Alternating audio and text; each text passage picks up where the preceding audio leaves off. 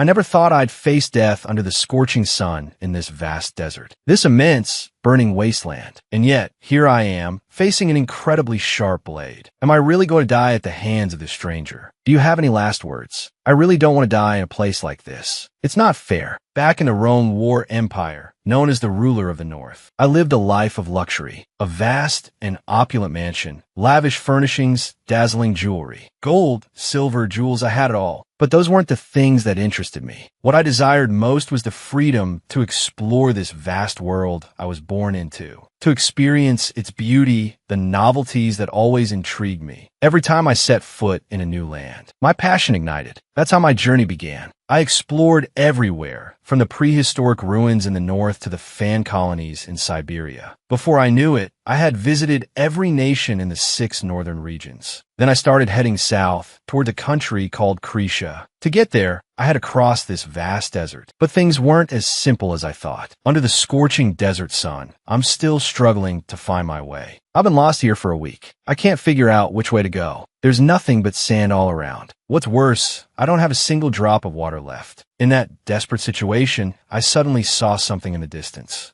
Are those people? Without a second thought, I ran towards them and called out, "Excuse me. Wait a moment, please." I ran up to them, panting. When they saw a stranger running towards them, the 3 men became wary. Haha, thank goodness, this isn't a hallucination. The thing is, I just wanted to ask, do you know the way to Croatia? In response to that question, a sharp blade was pointed directly at my face. Back to the present. I grimaced in fear. Oh my God, it was just a question about directions. Why is he so rude as to point his sword at my neck? Does he have an enemy in Croatia? If that's true, then I'm doomed. Sobi. Do I have any last words? If not, then farewell world. Wait a minute. I haven't even said my last words yet. Please lower your sword. You can't kill me. The man with the cold face replied, "Oh, and why not?" Seeing his merciless attitude, I thought to myself, do I really have to resort to this? There's no other way. I'll have to risk it. I took off my hooded cloak and proudly declared, because I'm the most beautiful woman on the continent.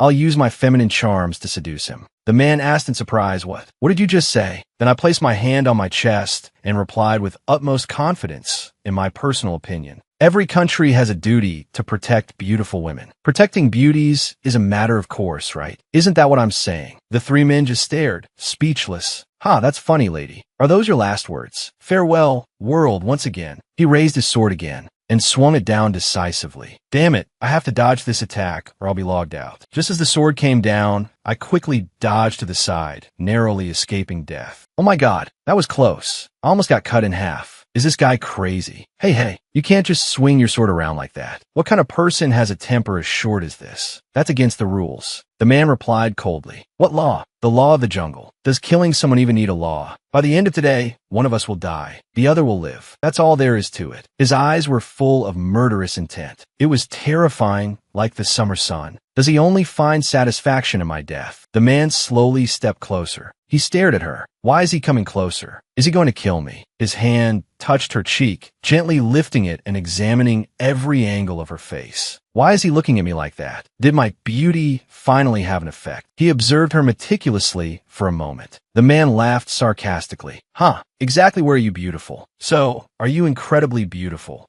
What? Is he mocking my looks? I was going to kill you immediately, but now I've changed my mind. So you should be grateful that I've spared your life. Scene change at towering tower. The girl's breath came in ragged gasps against the scorching sun. Where am I? Have I been kidnapped? It's so hot. I'm so thirsty. Is anyone there? Suddenly, a soldier carrying a bucket of water approached. Before she could say anything, he dumped the entire bucket over her. Here's your water, as requested. Be grateful for this. Let's see how long you can endure this intense heat. Damn it, at least I feel a little better. Thanks to that water, I'm more alert now. Now I should figure out where this is and what the situation is. This prison is built in the center of the city, where the sun shines most intensely. Looking at how they treat the prisoners here and the style of the people outside, this can only be the kingdom known as the King of the Desert. Persian. My homeland, Chrome world, rules the north, while Persian rules the south. This is a country that occupies most of the southern desert and also has a long-standing feud with Chrome world. That's why I avoided Persian when traveling through the southern continent. It would be troublesome if the people here recognized me. Who knew I'd end up here while lost in the desert? Sigh, but now's not the time for self-pity. This prison is designed to torture prisoners with the deadly heat. I'm not used to the weather here. Sooner or later, my body won't be able to handle it. That's why I've made preparations. First, I need to get out of here. A moment later, the sound of a lock clicking open echoed softly. This sound brings back so many memories. I inherited my beauty from my mother, especially her beautiful platinum hair, just like her moonlight glow. Every day, she would brush my hair and take care of me, every little detail. She always wanted me to grow up to be a respectable lady. Every time I snuck out to play, she would fly into a rage and lock me up at home. Well, I wasn't one to just sit back and take it. I would always find a way to escape. Thanks to that, this lock is nothing to me now. Thank you, Mother, for helping me become an escape artist. I kept getting locked up and then escaping. I trained my physique while imprisoned and learned 100 different escape techniques. That's why I became stronger and more experienced. It helps a lot in my adventures. Phew, I'm out. Prison isn't a place for a beautiful girl like me. First, to avoid attention and being recognized as a foreigner, I need to change my clothes to blend in with the locals. Women here have to cover their faces. Otherwise, they'll be seen as seducing men. What a strange custom. But this will help me escape. At a bustling and glamorous street corner, the scene filled me with curiosity. Everything was so new and fascinating. I once read about Persia in a book, a magnificent power built from sand. Despite the feud with Chrome War, I still wanted to set foot here one day. Yet, who could have guessed? I got lost and ended up captured. How unfortunate. The air here is so hot. The buildings are also built from sand. The people here are of a different ethnicity too. Oh, my heart is pounding. This is so exciting. This place is even more fascinating than in the books. It's like stepping into a new world. That's right. That's why I love traveling. Thank you. Oh, gracious Mesa. Hooray. This is wonderful. Oh dear. I forgot this is a crowded place. I got too carried away. I need to be careful and restrain myself, or I'll be captured again. Now, what should I do next? Maybe find a homestay to rest. But first, I need to find something to fill my stomach. I'm starving. And then, I'll have a delicious grilled skewer. Wow, the meat looks so juicy and delicious. I have to eat this right away. Thanks for the meal. Wait, before I could even take a bite, something caught my eye. It startled me, and I dropped my skewer. I was so shocked I gasped. I can't believe it. Why is that cold, callous man here? Those blood-red eyes are looking at me. Does he recognize me? I am scared. I quickly pulled my veil over my face. I have to stay calm. I've covered my face. And it's crowded here, too. He won't recognize me. I'm sure of it. I need to get out of here quickly. But why do I keep feeling such an intense aura behind me? Wait, is he following me? The man behind me is getting closer. I slowly turn around to check. Suddenly, he appeared right in front of me, just inches away. Terror seized her, and she quickly tried to hide. I'm done for, he spotted me. No reaction yet. Curious, she peeked. Turning back to look properly, she met a deadly, bullet-like stare fixed on her. Suddenly, he grabbed her waist and pulled her close. I saw you escaping from prison like a little mouse. Tell me, how did you get out? Faced with his aggressive demeanor and intimidating presence, the blood drained from her face. Trembling, she stammered, unable to speak. Suddenly, a voice called out from behind. A blue-haired man with a group of soldiers following him rushed over and asked, "Is something the matter, sir?" The man glanced at them coldly. Then, throwing the girl towards his subordinates, he said, "I will return to the palace first. I'll leave this girl to you to deal with. Uma, you better not disappoint me. Uma bolvid hispik chfuli." "Yes, sir." Two soldiers then dragged her away. What the hell? What's going to happen to me now? He's not going to kill me, is he? Oh God, help me. Help me. Save me. Oh God, I'm going to die. Oh God.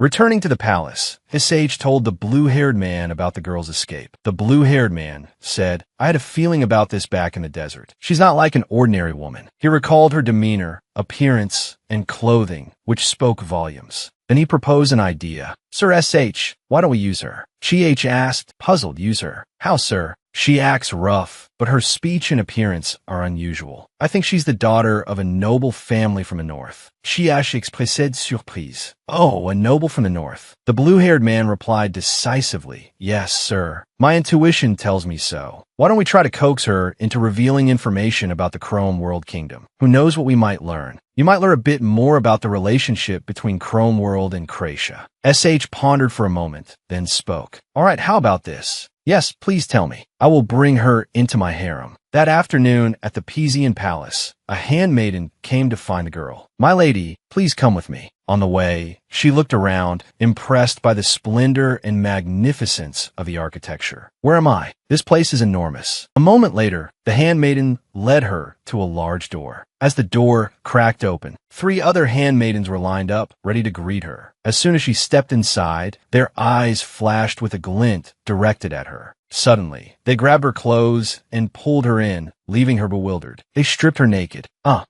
Don't touch me. Why are you doing this to me? Please stop. Just as she managed to grab a towel to cover herself, they dragged her away. Before her was a gigantic pool. Before she could grasp the situation, she was pushed in. Without a shred of mercy, they sent her face first into the water, then held her down, scrubbing and scouring every inch of her body. Still reeling from the fall, she thought, you could have at least given me a warning. Oh well, she sighed. What else can I expect after being brought here? After the bath, she was clean and fragrant, her hair smooth and shiny. A handmaiden brought clothes and said, now, please put these on. The girl protested, seriously, you want me to wear this? In a luxurious room, SH was leisurely enjoying his downtime. He recalled her face and their encounter, her amusingly naive remarks, and her captivating presence. Chuckle softly, Sir SH. It seems you're in a good mood. Yes, indeed. I've just caught a little mouse. Quite interesting. Or rather, a cat would be more accurate. Back with the girl, she was grumbling about the outfit. Seriously, what kind of women's clothing is this? My stomach is completely exposed. If I had protested against wearing this, they would have knocked me out and put on me anyway. Wait, where are all my belongings? Did they steal them while I was changing? This is bad. My map, money, clothes, and even pictures of handsome men are all gone. More importantly, my notebook is in there too. I can't go anywhere without it. It's my identification in case of emergencies while traveling. Oh no, how am I supposed to find my bag in such a vast place? But at least I still have this important item. These are magic earrings. They keep my hair and eyes brown. If they disappear, my eyes will turn red and my hair will become platinum blonde. Thanks to these earrings, I can travel everywhere without fear of being discovered. While I was lost in thought about how to find my bag, the handmaiden came to hurry me. Miss, what are you waiting for? Please follow me. Where is she taking me now? This way, Mississippi. What is this uneasy feeling? She led me deeper inside. Where on earth are we going? While wondering about that, I was brought before a magnificent room. The handmaiden announced, this is where you will stay in the harem. Oh, this room is so spacious and beautiful. The decorations are quite impressive too. Wait a minute, what's this about a harem all of a sudden? Did you just say harem? Yes, Mississippi, don't tell me. That's a place where a man keeps multiple women that he likes, and he can do whatever he wants with them, right? Yes, precisely. As soon as she understood, she nearly fainted. They threw me into a harem. Are they insane? I'd rather be in prison. This is all his fault, that despicable jerk. What a waste of a handsome face. Get up, miss, the floor is cold. Being in the harem is an honor. You should be happy. Hearing those words, she became furious. Are you kidding me? Wake up. A man should only have one woman. I've been brought to this place where that idiotic man is with multiple women. Wow, what an honor. I'll be treated like a toy. It's not fair. Get a grip. Being scolded like this, the handmaiden blushed and replied, why isn't it fair? I'd be so happy if Sir SH treated me like his toy. Hee hee. Hearing this, Miss could only sigh in frustration. Arguing with her is pointless. It's like talking to a wall. Everyone here is brainwashed. She refused to accept it and lay face down on the bed, crying. Please save me, O Lord Misa. Wait, something's not right. Why is it so quiet here? Where are the other women? The handmaiden earnestly replied, well, that's because you are Era, the only one in the harem. Miss asked in surprise, I'm Era. I'm the only woman in the harem. At a reception hall in the palace, a soldier announced, Sir Sage, the supreme leader of Dara, has arrived. He immediately ordered, then let him in. A man approached. He bowed respectfully. Greetings, Draken. I am Jalen of the Dara clan. CHH seemed surprised. What brings Supreme Leader Jalen here? I'll be frank. CHH. I heard you'd returned from the Ismail Oasis, so I came to greet you. CHH sat, enjoying the deep red pomegranates and listening to his rambling. Come to think of it, I heard you recently added a fair-skinned woman to your harem. I know slaves have been taken into the harem before, but I hear you know nothing of this lowly woman's origins. So why grant her such an important position? You have no idea how surprised I was. I fear the rumors of your incompetence are true. Before he could finish, Jalen startled in terror. Sir S.H. had crushed the pomegranate in his hand. He glared at Jalen with fury in his eyes. How dare you insult me like that, Jalen?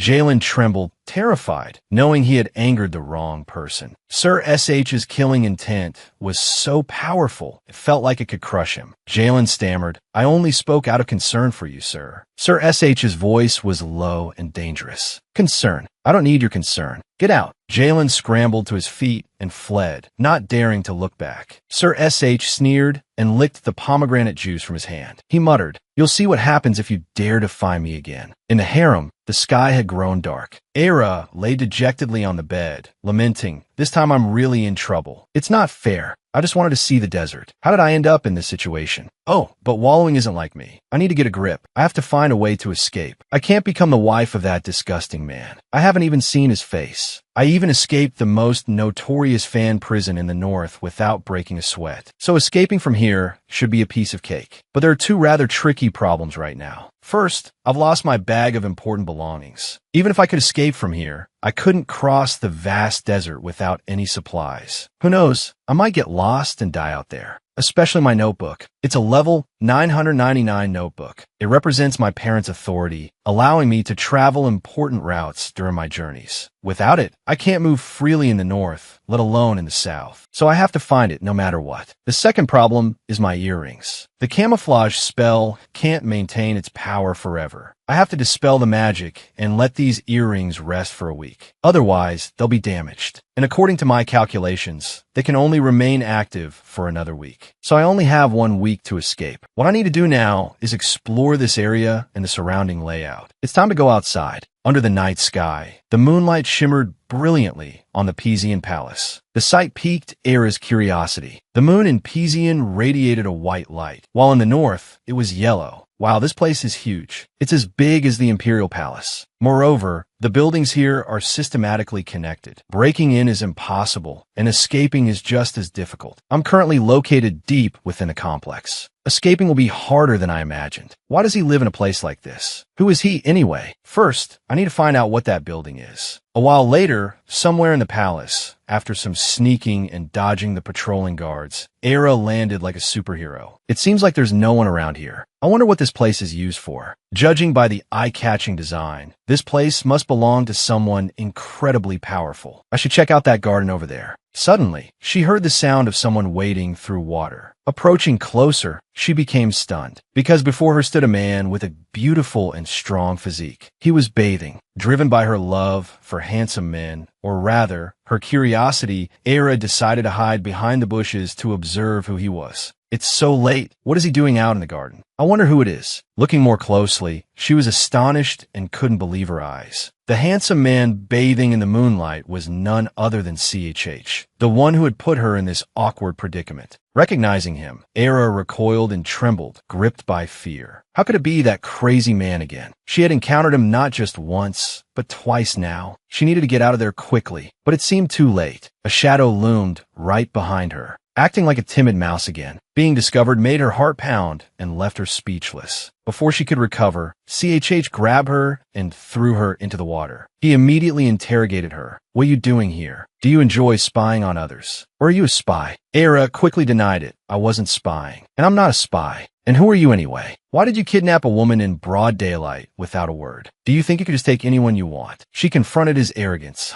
Who are you? A god? Or the emperor of this place? CHH replied, So, if I were the emperor of this country, then you would be more obedient and silent. Hearing his confident tone, Era was stunned. What? How? Before she could ask any further, CHH grabbed her hand and introduced himself. My name is Chani Obeda, and I am the ruler of this Pisan kingdom. Era was shocked. Wait, you're Raken, the living deity of Pisan. Sir S.H. smirked with satisfaction. I'm glad you at least know the meaning of the word Raken. While Era was still reeling from discovering Sir S.H.'s true identity, he stepped closer to her her, seemingly about to do something.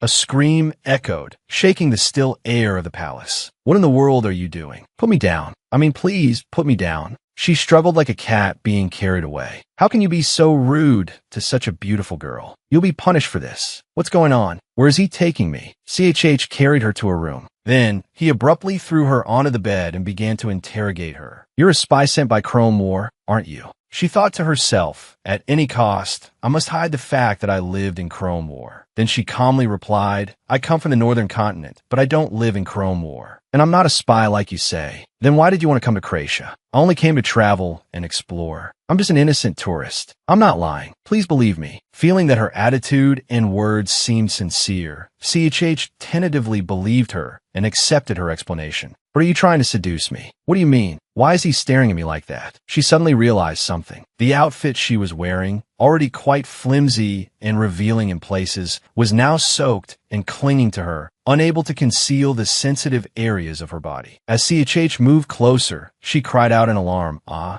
what are you looking at? He pushed her down onto the bed and said, Didn't you call yourself beautiful earlier? She immediately remembered. Oh, right. I had to say that so he wouldn't kill me. But didn't you laugh and say I wasn't beautiful then? Please get away from me. CHH looked at her thoughtfully and said, Let me add to what I said before. I don't know if you're beautiful or not, but you have very beautiful eyes. The atmosphere in the room suddenly became more romantic. The only sound was their soft breaths. Slowly, CHH leaned and closed her lips. His sudden kiss caught her off guard. She couldn't resist, only closing her eyes and accepting it. The moonlight filtering and made the moment even sweeter. CHH began to kiss her more intensely. Their hearts beat in unison. Why is he so forceful? If I don't do something, I'll be in danger. She tried to regain control against his insistent advances. CHH's pressure was overwhelming. Let me go. Sensing her weak resistance, he gently released her. Then, with a soft chuckle, he said, Welcome to my harem, stranger from beyond the kingdom. The next morning in the harem, a handmaiden arrived to clean and decorate. Era was still asleep in bed. Hearing a noise nearby, she woke up. Rubbing her eyes, she asked, Hello, who are you? The handmaiden replied cheerfully, You're awake. My name is Nu. From today onwards, I'll be your handmaiden. It's an honor to meet you, Era.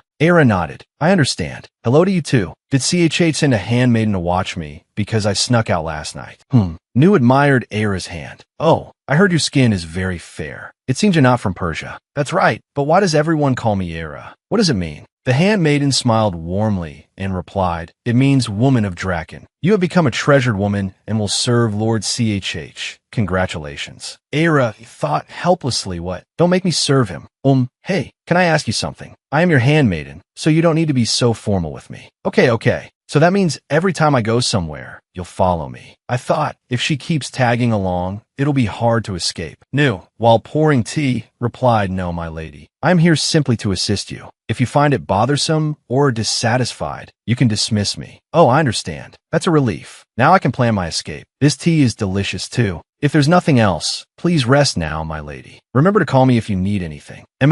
Thank you. After the handmaiden left, Aerith sat on the bed, lost in worried thought. I can't believe I've become one of Draken's women. It's not like in Chroma, where everyone believes in the invisible goddess, Lomisa, while in Pizian, their god is also the ruler of the land. This god brings water to barren places and deserts, helping plants to blossom and bear fruit. And he is called Draken. Here, Draken isn't just a king, but he controls every aspect of the country, from economics and politics to culture and society. He is worshipped as the living god of this land. Thinking of this, she sighed.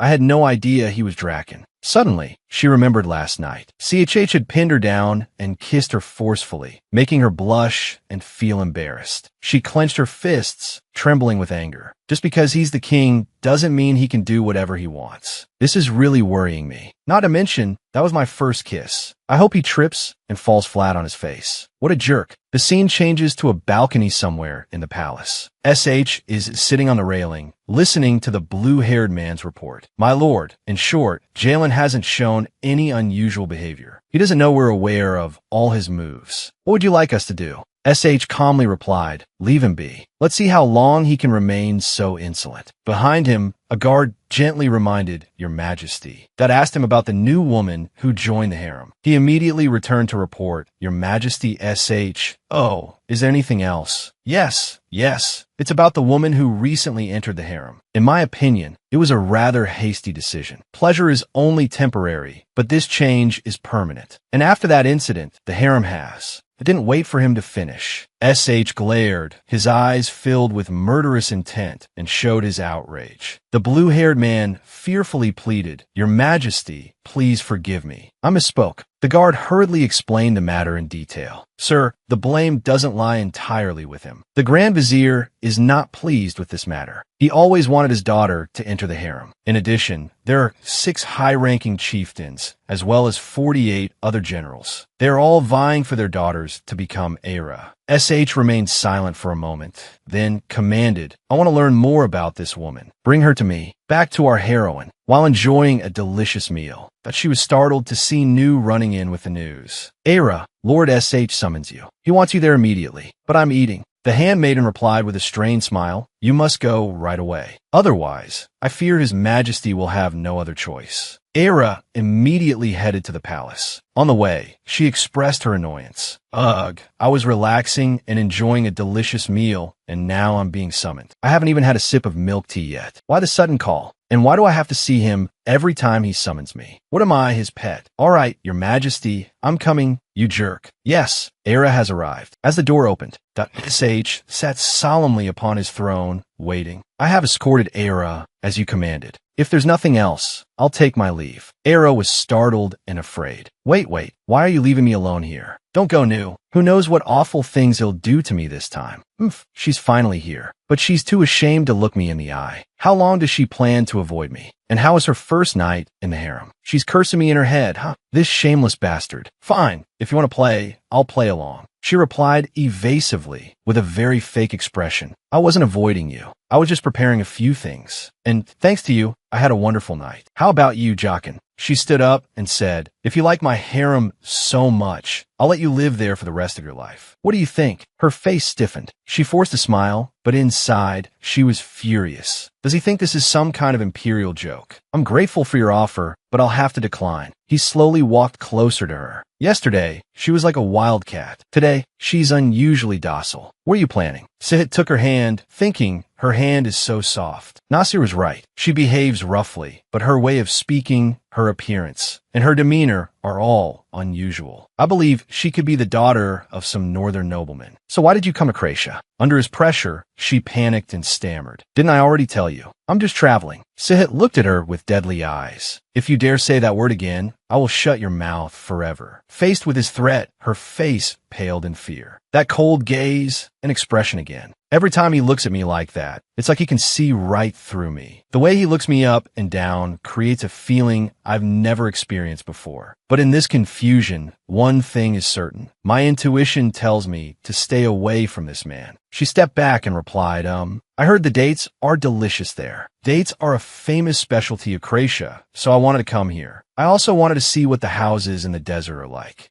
And damn it, I have a million reasons. But I can't remember any of them right now. Sihit gritted his teeth, muttering, How absurd. She crossed the desert of death just for that. Nobody in this world would do such a thing. The woman flinched, stunned. Desert of death. Is that the name of that desert? Outside, a servant ran in and announced, Your Majesty, Jockin. Forgive my interruption, but the scribe has arrived. Scribe. The scribe. So it's him. I recognize this man. It's a blue-haired guy. Well, my savior has arrived. Thank goodness he interrupted the interrogation. Otherwise, Sihit would have made mincemeat of me. Your Majesty, I came because you summoned me. But should I withdraw? No need. Come in quickly. Let's greet each other. This is my scribe, Nasir, and this is. Well, what is your name? She inwardly cursed. Good heavens. He's only asking my name now. What a jerk. My name is Asina. Nasir put on a friendly expression. It's an honor to see you again, Lady Asina. I almost didn't recognize you. You're wearing a new outfit today. You look very beautiful. Jaka must be very pleased. Asina laughed confidently. Of course. I am the most beautiful woman. Sihit thought to himself, I can't believe she can still talk like that in this situation.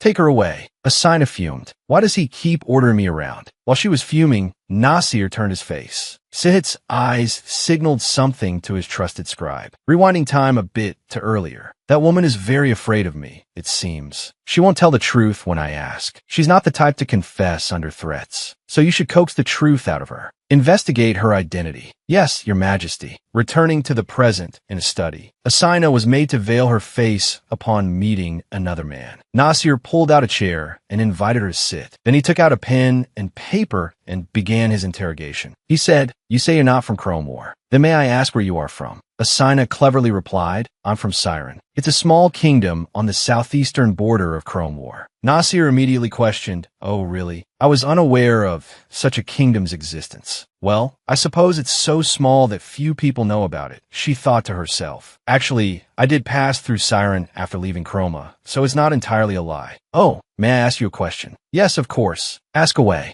"It's about the place where I was found. Why is it called the Desert of Death?" Nasir explained, "Ah, so you're referring to the Zata Desert of Death. That's because the desert cannot retain a single drop of water, even when it rains. Therefore, you won't find any water source anywhere. And because the wind constantly blows, the terrain is always changing, making it very easy to get lost. Coupled with such a harsh environment, you would die if lost there for a few days. Many explorers have perished that way. Many exiled families have also lost their lives in Zata. That's why it's called the Desert of Death." "I understand now. No wonder I didn't see anyone in the desert. There are also many rumors that the place is cursed, but I don't believe in such rumors." "Indeed. I wonder if this woman is telling the truth or not. It seems I must test her. But Lady Asina, are you aware that Kratia and Pizian are currently enemies?" Asina quickly replied, "No, I don't know. I only know that Kratia was built by those who opposed the founding of Pizian. But I wasn't aware the relationship between the two nations was so bad." Nasir added, "Recently, there was a conflict between Kratia and Pizian. That's why the relationship with Kratia has become increasingly strained." "Oh, so Lady Asina is unaware of the current situation. I understand now. Things are different in the south. News travels slower to the north, maybe by 5 hours. I get it. I understand why I've been treated like a prisoner. It all makes sense. Out of all the people I could have asked, I asked the emperor of a nation for directions to their enemy's territory, and then I escaped. I see why they're suspicious.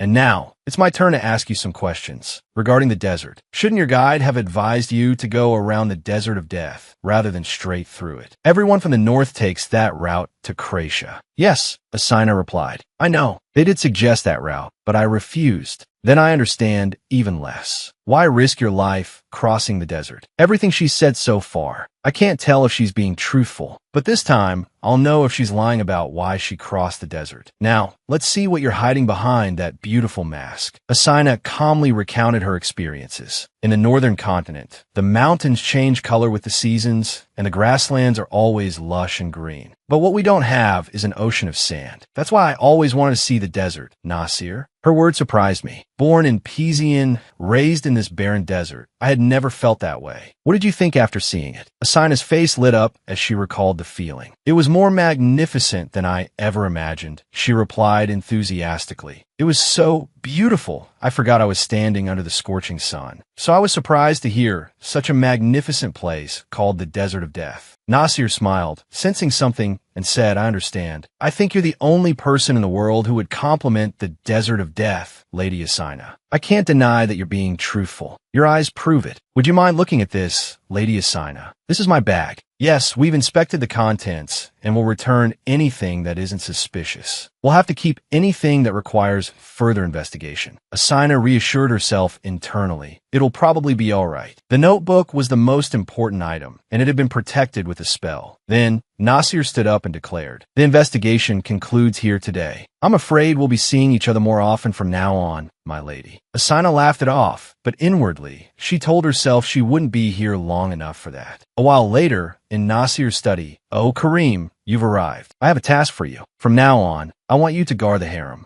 A woman has been brought there. Kareem grimaced, displeased. What are you saying? I'm Raken's personal guard. A brief introduction to those known as Raken's guards. They were formidable desert warriors. Because they had no other way to survive in this barren land, some of them served Raken, regardless of their clan. These warriors were called the Emperor's Guard, or sometimes Tamer, and Kareem was the strongest among them. Back to Kareem, he was grumbling and annoyed about this assignment. He couldn't accept having to protect a lowly foreign woman. He only wanted to serve Raken. Nasir responded calmly, "You don't seem very happy about this. Who is she, and why is she important enough to warrant your protection? There are many suspicious things about her. Her reason for coming to the desert is still unclear. The luggage she brought is also suspicious. It's absurd for her to be traveling alone." "Yes," Kareem answered, clenching his fists in anger. "I can't understand it. If she's suspicious, why don't you just kill her?" Yes, that's true, but I don't think she's a spy. It's strange, isn't it? Besides, this isn't just my order, it's also Jockin's. I believe there's a reason he brought her into the harem. Are you going to defy him, Kareem?"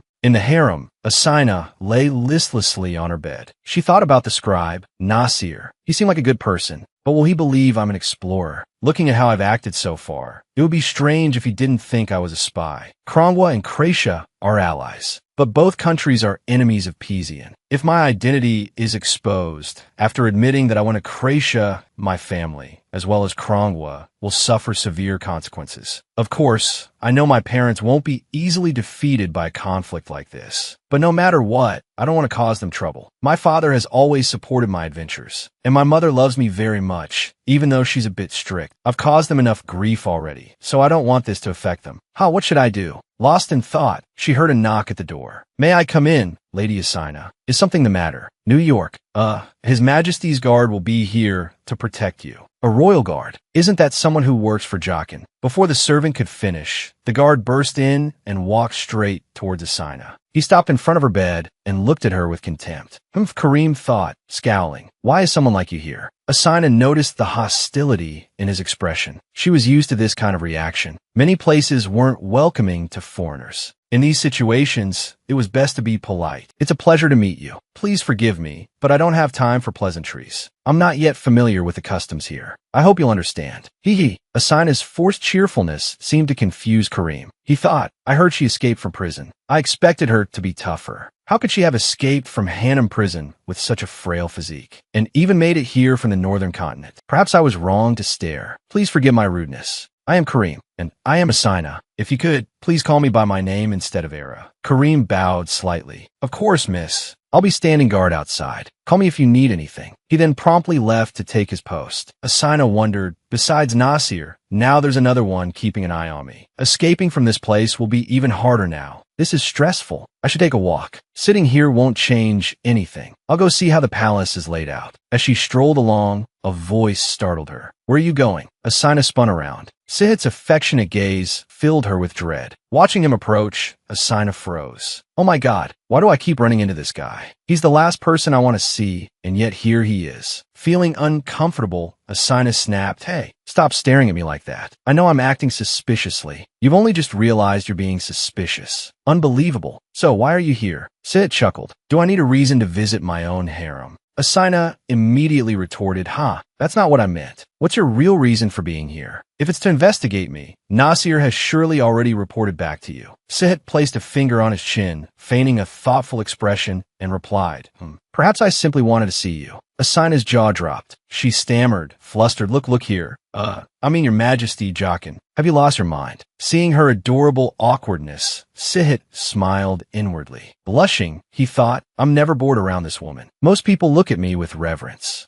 Or fear. But this woman is different. She feels neither. The way she looks at me, it's exactly what's reflected in her eyes. She looks at me without a trace of fear." Astonishing. His thoughts trailing off, Sihit gently caressed and kissed Asina's hair. Then, with a sweet smile, he asked, "Are you comfortable in my harem?" Asina blushed crimson. "Your Majesty, She was overwhelmed by Sihit's affectionate gestures and speechless. He continued, gently tucking her hair behind her ear, creating a romantic scene. "Your Majesty, Jockin, How long are you going to keep this up? Asina asked shyly, stepping back slightly from his tender touch. Sihit remained still, his gaze fixed on her. The setting sun cast a warm glow, deepening the emotions between them. The moment stirred something within her. Asina's shyness and hesitation gave Sihit a new perspective on her. Is she uncomfortable around me? Or is it because I'm a man? At that time, I just wanted to test her. I didn't expect her to be so inexperienced in these kinds of situations. She's quite an interesting woman. Breaking the silence, Asina suddenly spoke. If I had known you were Yakin, I wouldn't have run over to ask for directions. He replied seriously, a woman traveling alone in the Death Desert and asking for directions to the enemy's territory. That alone is suspicious enough. But I'm curious about something else. I want to know how you escaped from Jahanam prison. Yathan, Namibia. Is he talking about that prison?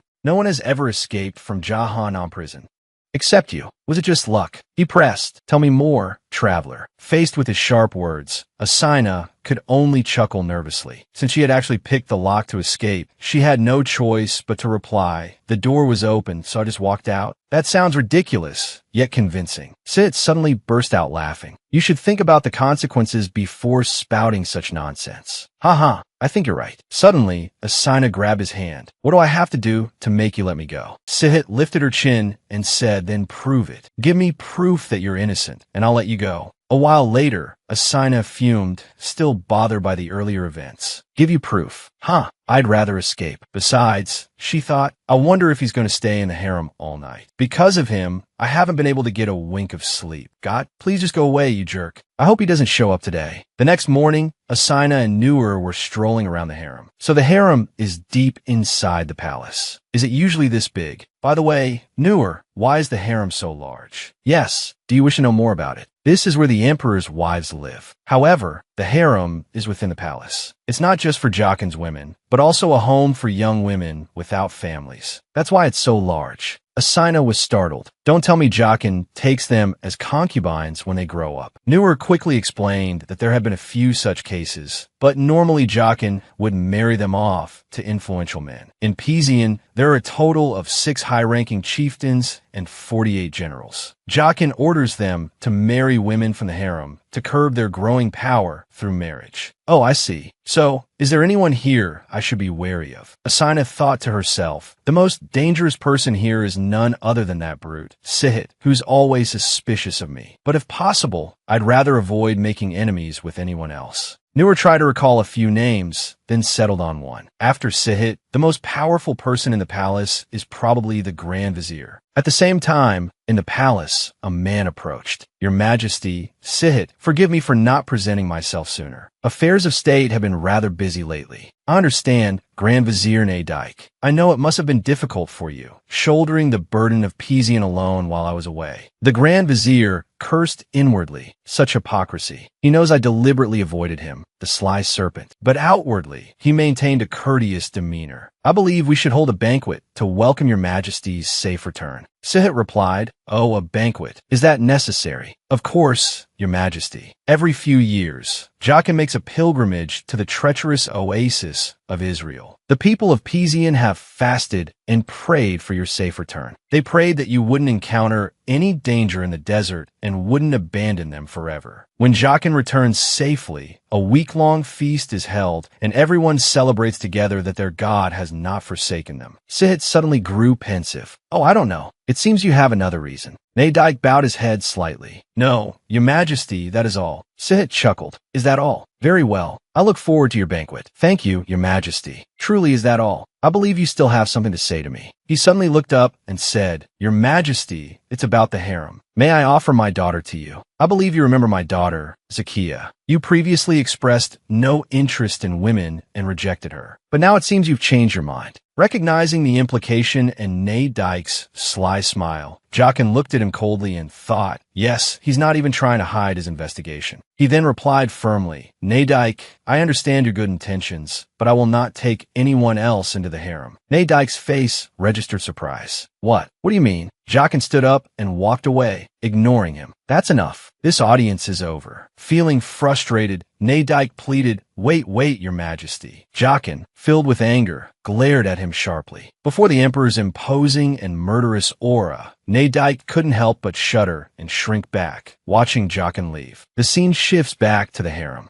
Asina looked around as if searching for someone. From the moment she arrived, walking through the spacious grounds and magnificent palaces, Asina felt as though she was being watched. Because they were trying to conceal their presence, an ordinary person wouldn't notice. Suddenly sensing something, Asina rushed forward, ignoring Newer's confusion. She stopped in front of an alcove by a pillar. Suddenly, she spotted a man hiding there. Asina was quite surprised to recognize Kareem, the man who had been following her this whole time. Kareem, what are you doing here? Aren't you supposed to be outside the harem? Having been discovered, Kareem simply remained silent under Asina's judging gaze. She thought to herself, he's probably monitoring me. He must still suspect me. Too bad for him. I caught him in the act. Hee, I should tease him a little. But Kareem, on closer inspection, you're actually quite handsome. I just realized you're kind of a heartthrob. So, do you have a girlfriend? Hearing this, Kareem started to feel flustered. Asina continued, not letting up, girls must like you a lot, right? You must be very popular with the ladies. I'm going to keep rambling until you give up. Is that a great sword or a shamshir? So cool. Can I touch it? Faced with Asina's teasing and prodding, Kareem could only stammer in embarrassment. He was good at training men, but terrible at talking to women. Asina continued her relentless teasing for a while longer, showing no signs of letting him off the hook. When did you become a guard? Did you have to pass a test or something? When did you first hold a sword? 3 or 4 years old? Newer, who had been following along, couldn't help but feel exasperated. Just then, footsteps approached. A voice rang out, startling them both. Since when were you two so close? Asina was surprised to see Sihit arrive at the harem at this hour. His presence brought a somber atmosphere. Nasir also hurried over. Oh, Sihit, why are you rushing around? He suddenly realized the tense situation unfolding before him. As Sihit stared intently at Kareem, he asked, his voice burning with possessiveness, so you like my guard? Nasir, standing behind them, couldn't help but feel apprehensive. He silently warned Asina, be careful and don't provoke him. But contrary to Nasir's expectations, Asina cupped her face and replied with amusement, oh, why? Of course I like him. All women like knights. Not to mention, Kareem is very handsome. Her answer left Kareem beside her utterly shocked, while Nasir could only lament, boo-hoo, please don't do this, Miss Asina. Sihit, silently seething with jealousy, emitted a dark aura. Oh, I understand, Asina said, her tone quickly turning cold, then continued provocatively. You ran all the way from the palace just to ask this. Just about my taste in men. Sihit could only offer a helpless laugh at her defiant attitude. This girl is giving me a headache, Newer thought, then prompted Nasir to get to the point. Nasir quickly wiped his sweat and said, actually, I'm the one who wanted to talk to you, Mrs. Sina. I want to ask you about the northern continent. I really want to know more about it, and since you're from there. Before he could finish, Asina held out her hand, leaving Nasir confused. You don't think I'll answer those questions for free, do you? Nasir, flustered, turned to Sihit for guidance, but was met with an indifferent look. He decided to act on his own. So what do you want in exchange? He took the bait. Asina thought, quickly replying, return my bag. Seeing her insistence on getting her bag back, Sihit asked suspiciously, why do you want it back so badly? Is there something important inside? I heard it's even protected by a spell. Caught off guard, Asina stammered, oh dear, what should I say? I'll have to try this. Suddenly, she yelled, because it's my underwear. That's why I put a protection spell on the bag, so no one else could see them. Upon hearing this, both men were so shocked their jaws dropped. Sihit, caught completely by surprise, burst into laughter, clutching his stomach. Annoyed, Asina snapped, why are you laughing? I'm serious. She's really hard to predict. Just give it back to her. Yes, Nasir. A romantic sunset at the Pizian Palace. Hearing you mention it, Nasir, she seems curious about the dates here in the south. So, let her enjoy them. Asina is thrilled and happily accepts. So, what do you want to know about the north? About to enjoy a date, Asina pauses at Nasir's proposal. I have some questions about Chrome War. Could you tell me everything? Just tell me what you know. Asina is surprised by the request and hesitates. I just need to tell him some general knowledge, right? After thinking it over, she agrees. All right. I'll tell you about the nature, the people, and the politics of Chrome War. It's a place of lush greenery, and the people there are very friendly. Since I was born, I've been incredibly proud of my country. After traveling all over, I love it even more. It's my precious homeland. There are two powerful families in Chrome War. The Cardians, strong in military might, while the Astasti are renowned as a family of scholars and knowledge. That's what people say about them. But with the protection of these two powerful families, the royal family is invincible. No force can overthrow them. So the political situation in Chrome War is very stable. Actually, there's never been an uprising there. After meticulously noting down the information Asina shared, Nasir gently sets his pen down and replies, "Oh, I understand. Thank you. You've told me a lot of interesting things." Then he continues, with a look of suspicion, "It seems like Miss Asina here knows quite a lot about Chrome War." Realizing she may have gone overboard and made him suspicious, she quickly defends herself. "No, it's just common knowledge. I assure you, anyone in the North would tell you the same." Nasir simply smiled as if realizing something. Then he gathered his papers and said, "Well, that's enough for today. Next time, please tell me more about Chrome War, my lady." Asina was taken aback. "Next time? What do you mean?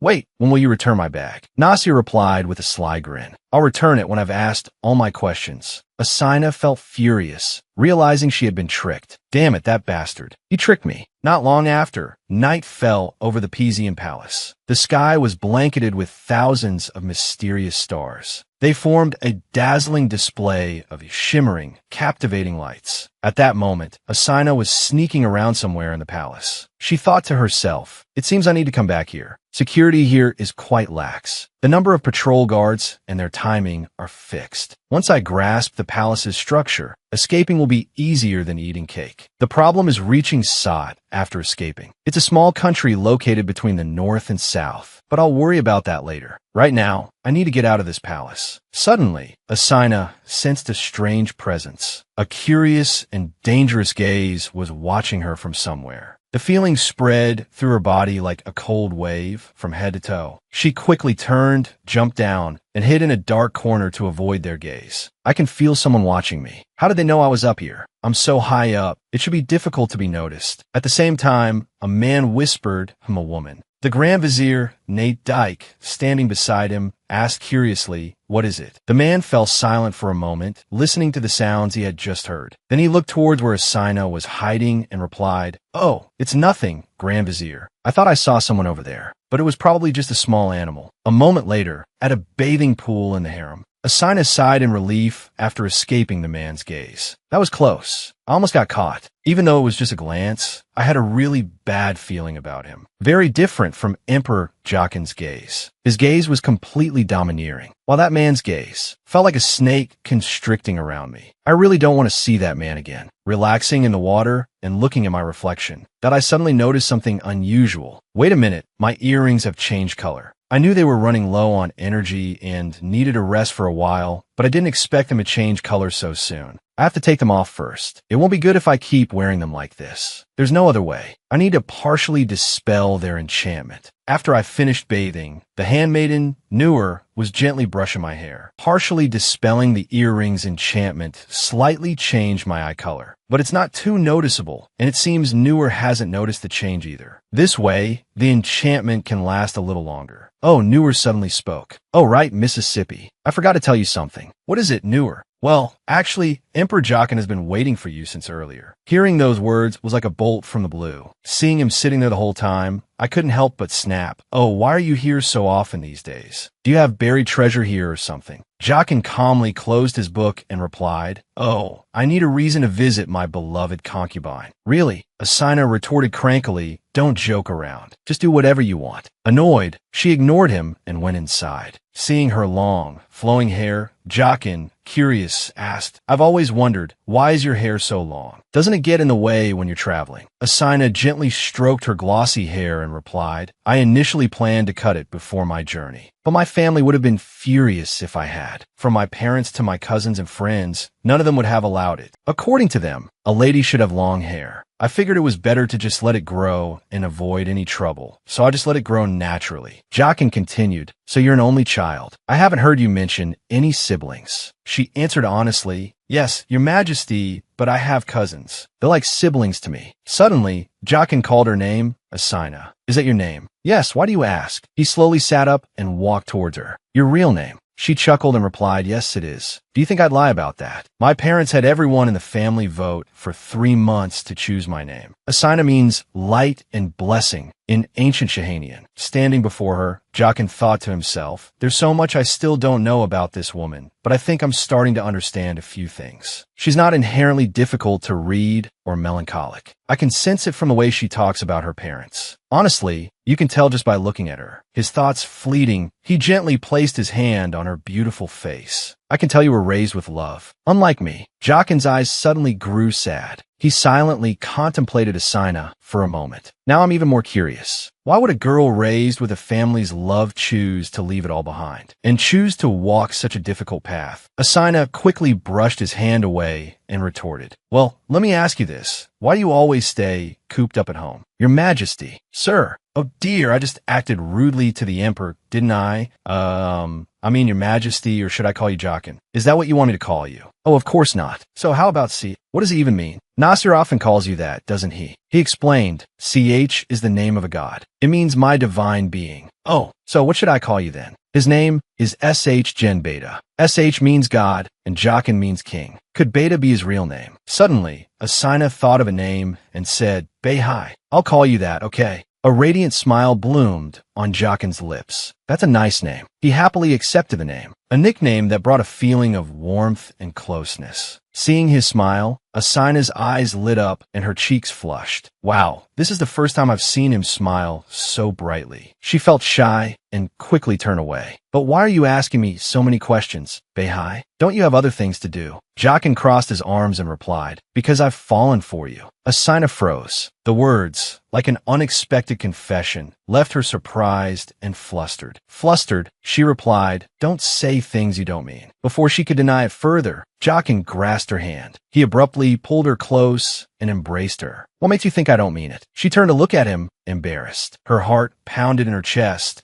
as she felt his warmth radiating through her, creating a feeling both overwhelming and familiar. Suddenly, he bent down and kissed her lips. The unexpected and passionate kiss startled her, leaving her flustered and unsure how to react. For a moment, the only sound in the room was their combined breaths. He pressed her further into a corner, the kiss deepening in intensity. Asina found herself unable to resist the sweet, burning sensation. Why is he doing this? This is dangerous. I have to fight back. The thought had barely formed when he abruptly stopped, leaving her stunned. He pulled back, lost in thought. I almost lost control just then. Why? Who is this woman to me? He gently grasped her arm. You seem inexperienced with men. She jerked her arm away, her voice sharp. Why would I need that kind of experience? He replied, because then I wouldn't have to simply stop at a kiss like that. We could go further. Asina blushed, biting her lip. She burst out angrily. Why are you doing this to me? I told you, he said, I've fallen for you. So I don't want to force you and pretend I didn't see. His voice trailed off. Your eyes changed color. Asina froze, shocked that he had noticed such a subtle shift. No, it can't be. How did he see that? I thought the change was so slight. It's hard to notice unless you look closely. Swallowing hard, Asina feigned ignorance. What do you mean? My color changed. She pushed past him, avoiding his gaze. Excuse me, I need to look in a mirror. Calm down, she told herself. He's just testing me. That's what he does. Standing before the mirror, Asina took a deep breath, trying to mask her anxiety. Are you sure you weren't mistaken? I looked in the mirror carefully, and I don't see any change. She stared at Jaqen intently, maintaining her composure and resolute demeanor. Under that sharp, penetrating gaze, even the slightest lapse in her expression could arouse his suspicion. Jaqen's gaze remained fixed on Asina. His mind was still preoccupied with her eyes. There's no way I can miss a change. I'm always looking at her beautiful eyes. The more I learn about this woman, the more curious I become. She's always on guard whenever I approach, but she doesn't try to push me away. I sense she's not exactly lying to me, but she's hiding a lot of things. Who is this woman, really? Why am I letting myself fall for her tricks? Although he knew it was a lie, Jaqen remained silent. He looked directly into Asina's eyes for a moment, then decided to play along. Perhaps I was mistaken. Yes. A while later, the late-night silence settled over the palace. Under the gentle moonlight, accompanied by the soft breeze in the harem, a quiet conversation unfolded between two people. Asina, yes, you haven't told me why you want to travel. Speaking of her journey, Asina expressed her feelings openly and without hesitation. It's not just a whim, father. The world we live in is truly beautiful, isn't it? You'd be ashamed of yourself if you stayed in one place until you died. Don't you agree? Jaqen, however, had a different perspective. That's strange. I've never thought about leaving this place. She sighed in response. I understand.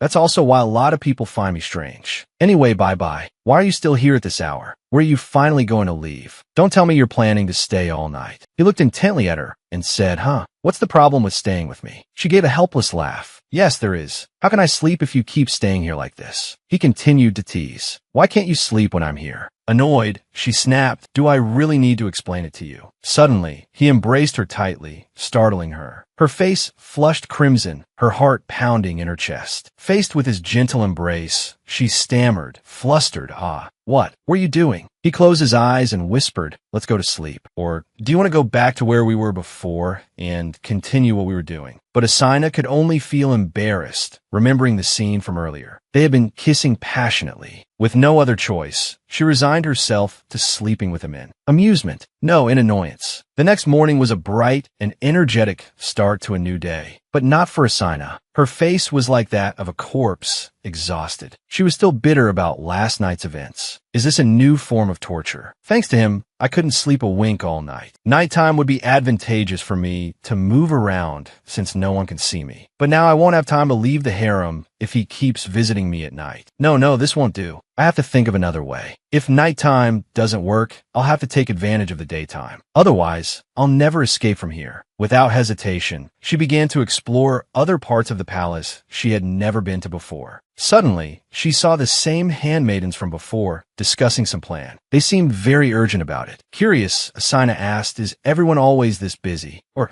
am I the only one with so much free time? I see everyone's so busy. New York was happy to explain. I think they're preparing for the upcoming banquet. Oh, what banquet? We're holding a banquet to celebrate His Majesty's safe return. There will be a huge festival, both inside and outside the palace. Wow, really? It seems escaping will be easier for me then. With the crowds flocking to the festival, no one will notice me disappearing. This is the perfect opportunity. I'll find a way to get my bag back and escape on the second day of the banquet. From afar, a red-haired woman saw her and started keeping an eye on her. Asina was still secretly plotting her escape. I also have to shake off those who are watching me, like that Kareem fellow, for instance. What a coincidence at that moment, Kareem happened to be passing by. Seeing him like seeing a juicy target, she hurried over to pick a conversation. Hello, where are you going? Seeing her rushing towards him, his face turned pale as a sheet. He just turned around when her hand grabbed his arm. Hey, where do you think you're going? Did you just see a ghost or something? You look terrified. Kareem had been avoiding Asina ever since he received a glare from Jaqen. The other reason was probably her teasing nature. Helpless, he turned back to look at her, a bored expression on his face, thinking to himself, this woman is such a nuisance. She's about to start rambling about nonsense again. Oh, woe is me. She's speaking so carelessly again. Kareem, I've noticed the guards around me all seem to prefer quiet and are very polite to women. You're like that too, right? She smirked, a smug smile spreading across her face. Hee, I'll annoy him until he gives up on following me. Exasperated with her, Kareem retorted, why are you asking me such questions, Lady Asina? Are you interested in me? Yes, I'm extremely interested in learning about you.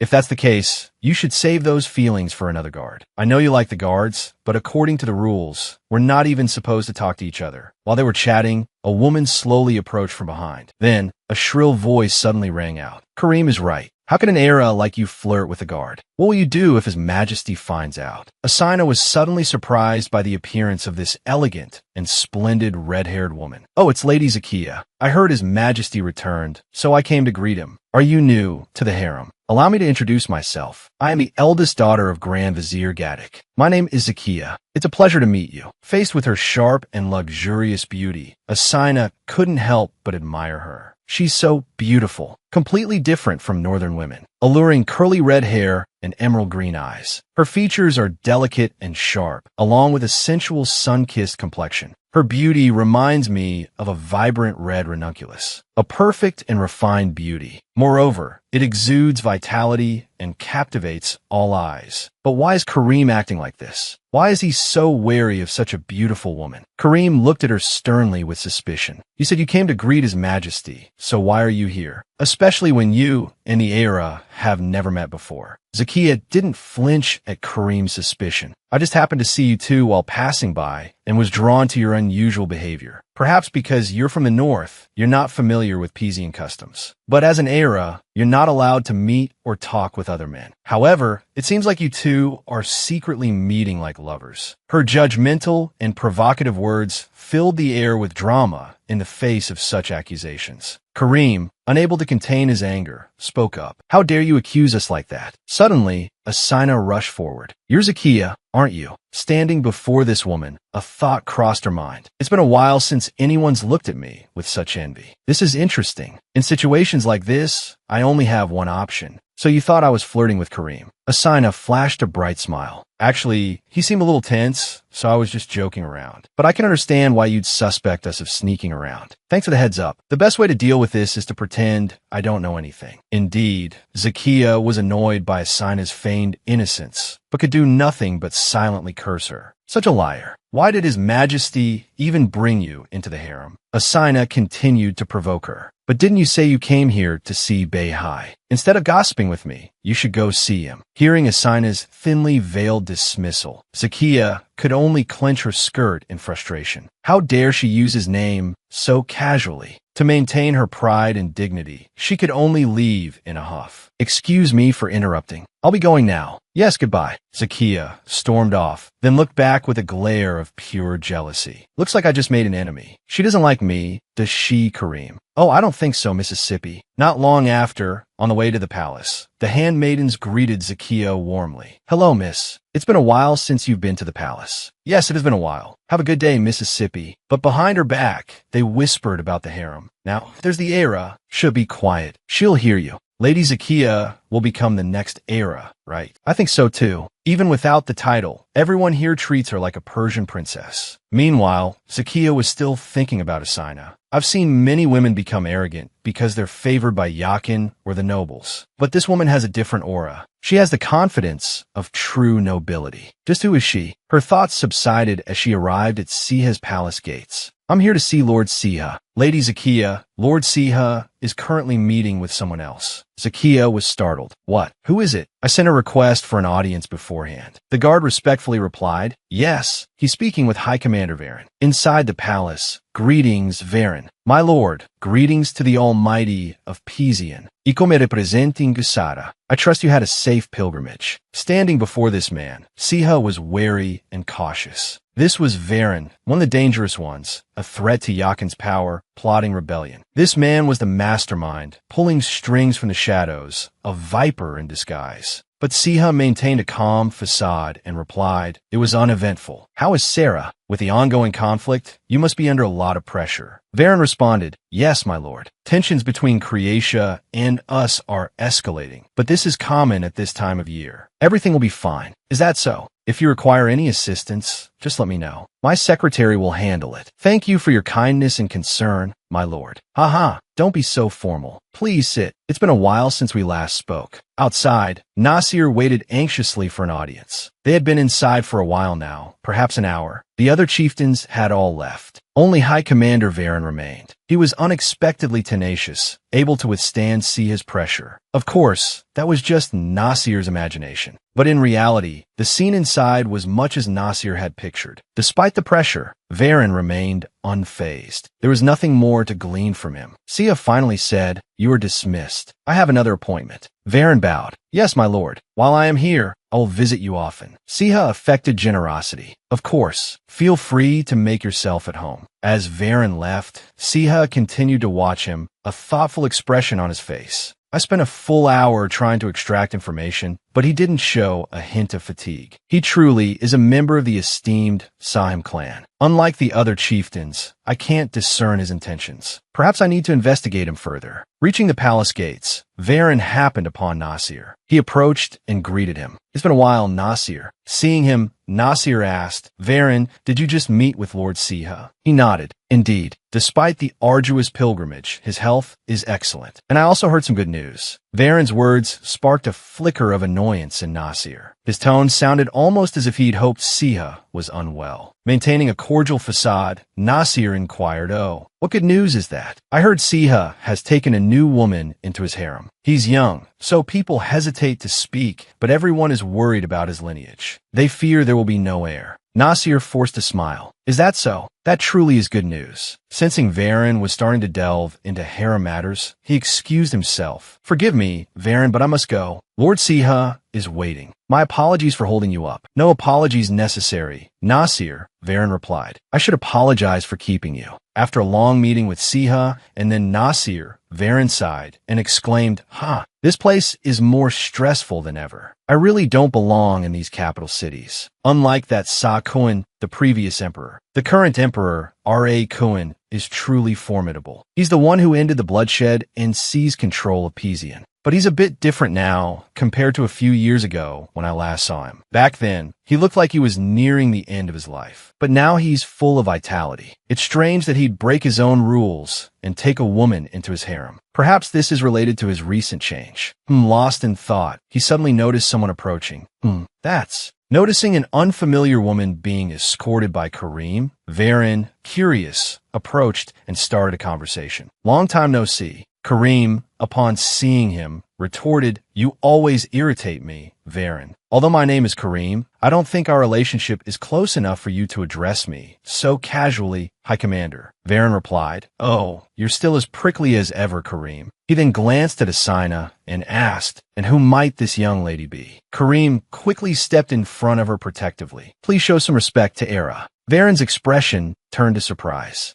She's Era. So this is Lord Yakin's woman, the one I've heard rumors about. Asina suddenly realized something upon hearing the man's words. This voice, I've heard somewhere before. All doubt vanished. It's the man from yesterday. He's rather handsome, considering his tone. Varen bowed slightly and spoke politely. Please forgive my rudeness, Lady Asina. I am Varen, High Commander of Saza. It is a pleasure to meet you. Although he looked quite handsome, something about him made her feel uneasy. Thinking this, she replied, It's all right. I forgive you. She sensed something unusual in his manner of speaking and his attitude. He smirked. How interesting. The woman Yakin brought back is truly extraordinary. Unlike the obedient women of Pizian, she has the air of a noble, radiating elegance. Very interesting. Varen smiled and offered a compliment. Thank you. You're not only beautiful, but also kind. No wonder Ra Kuan is so enamored with you. Kareem began to worry upon hearing Varen's flattery. Sweating, he looked at Asina and thought, no, please stop. If you keep talking like this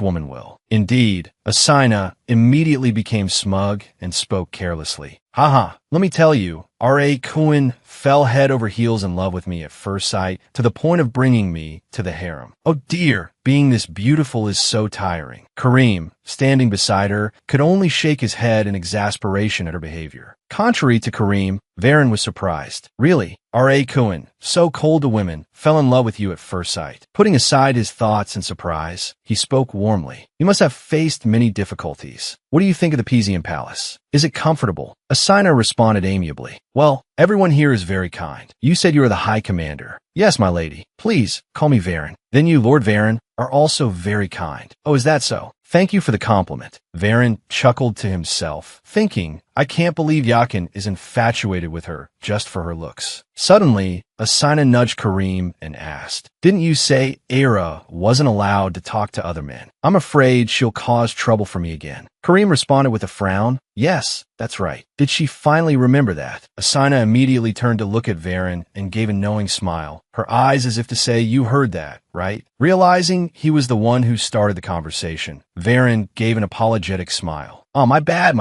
I didn't mean any disrespect. Outwardly apologetic, he inwardly fumed. Who does she think she's talking down to? She continued, Ra Kuan won't like this. We should keep this a secret. Otherwise, he'll be upset. Yes, I understand. See you later, Aira. Asina turned to Kareem. Let's go. As they left, she turned back and stuck her tongue out at Varen, taunting him. Huh, that's what you get for getting in my way the other day. Despite feeling a little apprehensive about him, she felt strangely exhilarated. Varen remained silently standing there, a mysterious and dangerous smile playing on his lips. Later, in Nasir's study. Hello, Lady Asina. Hello, Nasir. What do you want to ask me today? Nasir smiled. Why don't we have some tea while we talk? Asina's eyes were drawn to a bag hanging nearby. To get her bag back, she had to answer his questions. After a while, Asina spoke up. May I ask you something, Nasir? Yes, what is it? She remembered Varen and was curious about him. He called himself a high commander, but she couldn't ask Nasir directly. She'd have to be subtle. After a moment of thought, she said, what kind of place is Saza, anyway? At the mention of Saza, Nasir paused. He hesitated for a moment, then replied, Saza, I don't understand why you're suddenly asking about this, but it's the smallest of the 6 autonomous regions of Pizian. However, to this day, it's the region that causes the most concern for R.A. Cohen. It's a fertile land, despite being the smallest, but Saza pays the most taxes and tributes. The leader of Saza, of course, also holds significant influence in Pizian as it lies on the border. Therefore, Saza has built a powerful army to counter any conflicts that may arise. Moreover, the current Grand Leader. At this point, Nasir paused. Seeing Asina's eager anticipation, he quickly waved his hand dismissively. Oh, it's nothing. I shouldn't mention him. Suddenly, a knock came from outside the door, followed by a voice. Excuse me, Lord Nasir. He immediately rushed to open the door and listen to the situation. Suddenly, a startled cry rang out. What? Nasir appeared flustered. Please forgive me, Lady Asina, but due to an urgent matter, I must attend to it immediately. Asina graciously offered her understanding. It's all right, you can go. I hope it's nothing serious. While Nasir was outside, she stealthily eyed the bag behind him. She surreptitiously inched closer. Taking advantage of his distraction, she swiftly reached out and snatched the bag. Suddenly, a slight clinking sound made Nasir spin around. It turned out to be just the sound of the teacup Asina was enjoying. But his gaze lingered on the bag, suspicion evident in his eyes. I feel like something just happened, or maybe it's just my imagination. Not long after, I apologize for inviting you here, but I'm afraid we must end our conversation for today. It's all right, Nasir. If you have any questions, feel free to come see me. Yes, Lady Asina. Have a pleasant evening. Scene change, Varen walked silently in the darkness, lost in thought, remembering past events. The faint voice of a dying man's last words echoed in his mind. Please fulfill Saza's long-held wish. You must maintain Saza's independence. Upon returning, Varen's gaze became tinged with sadness as he recalled those unpleasant memories. He'd been in a foul mood all day. Perhaps it was because of that woman. Before she appeared, he and Yakin had been close. But now, Yakin had a woman by his side. His face seemed more vibrant. It felt like Varen was the only one stuck in place. It was irritating. Everything in Pizian remained this tedious. When would he finally escape this emptiness that enveloped him, this lingering boredom and unease? Suddenly, a fleeting figure caught Varen's eye, leaving him stunned. Long, shimmering platinum hair swayed gently in the breeze. A strange feeling washed over him, rooting him to the spot, unable to tear his gaze away from the beautiful figure. A surge of emotion welled up within his heart, disrupting his wandering thoughts. It was a girl of ethereal beauty. Her red eyes sparkled like precious gems, and her platinum hair flowed like moonlight. Just a few hours earlier, in the harem, Lady Asina, I've brought your dinner. You must have been talking with Nasir for quite a while. The food has gone cold. Let me reheat it for you. It's all right, new. It still feels warm and tastes delicious to me. Very well. Please enjoy your meal. I'll take my leave now. I'll return to tidy up later, my lady.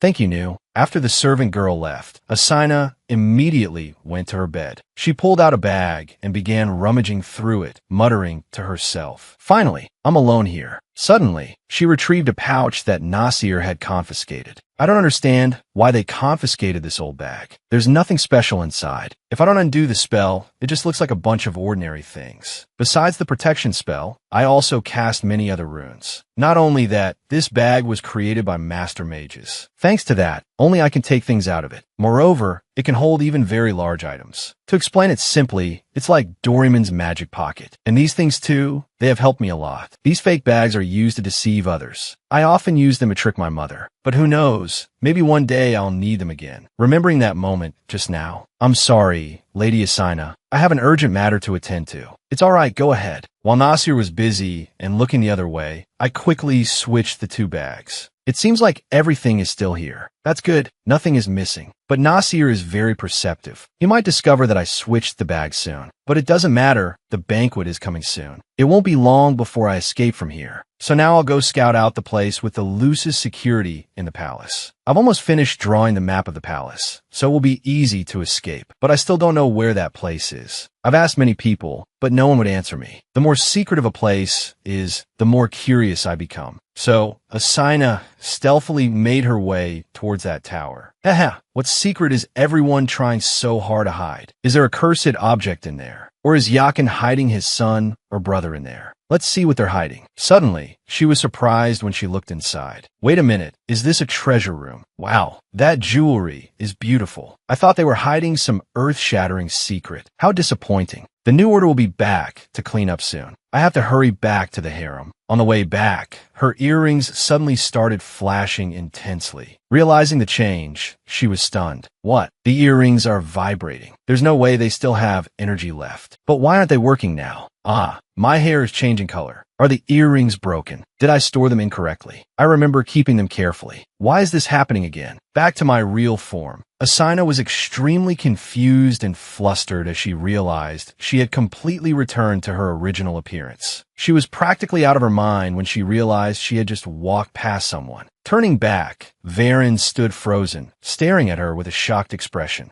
His emotions were as turbulent as the first time he encountered a fairy. Asina's true form exuded a mystical beauty, like magic from a fairy tale. Her face and figure were so captivating that Varen was completely mesmerized, unable to look away. Indeed, in that moment, his mind seemed hypnotized. He whispered, "Is she a fairy?" Suddenly, a voice called from behind, "High Commander, I was instructed to attend to you. Is something the matter?" The young maid's call broke his trance. Varen startled, turning back to find only empty space. He was dumbfounded, muttering, "She disappeared. Was I sleepwalking?" No, it couldn't have been a dream. She was clearly there. I saw her very clearly. Strange, I still remember her beautiful appearance. Her long, shimmering hair like moonlight. Her deep red eyes exuded coldness. Although our eyes met only for a fleeting moment, it left me breathless. He slowly raised his trembling hand, placing it gently on his chest. What did I just see? The young servant stood watching, filled with unease and worry. Is something the matter, High Commander? Meanwhile, Varen's face was gradually flushing crimson. His heart pounded wildly, beating more forcefully than ever before. Varen struggled to suppress his inner turmoil, then calmly replied,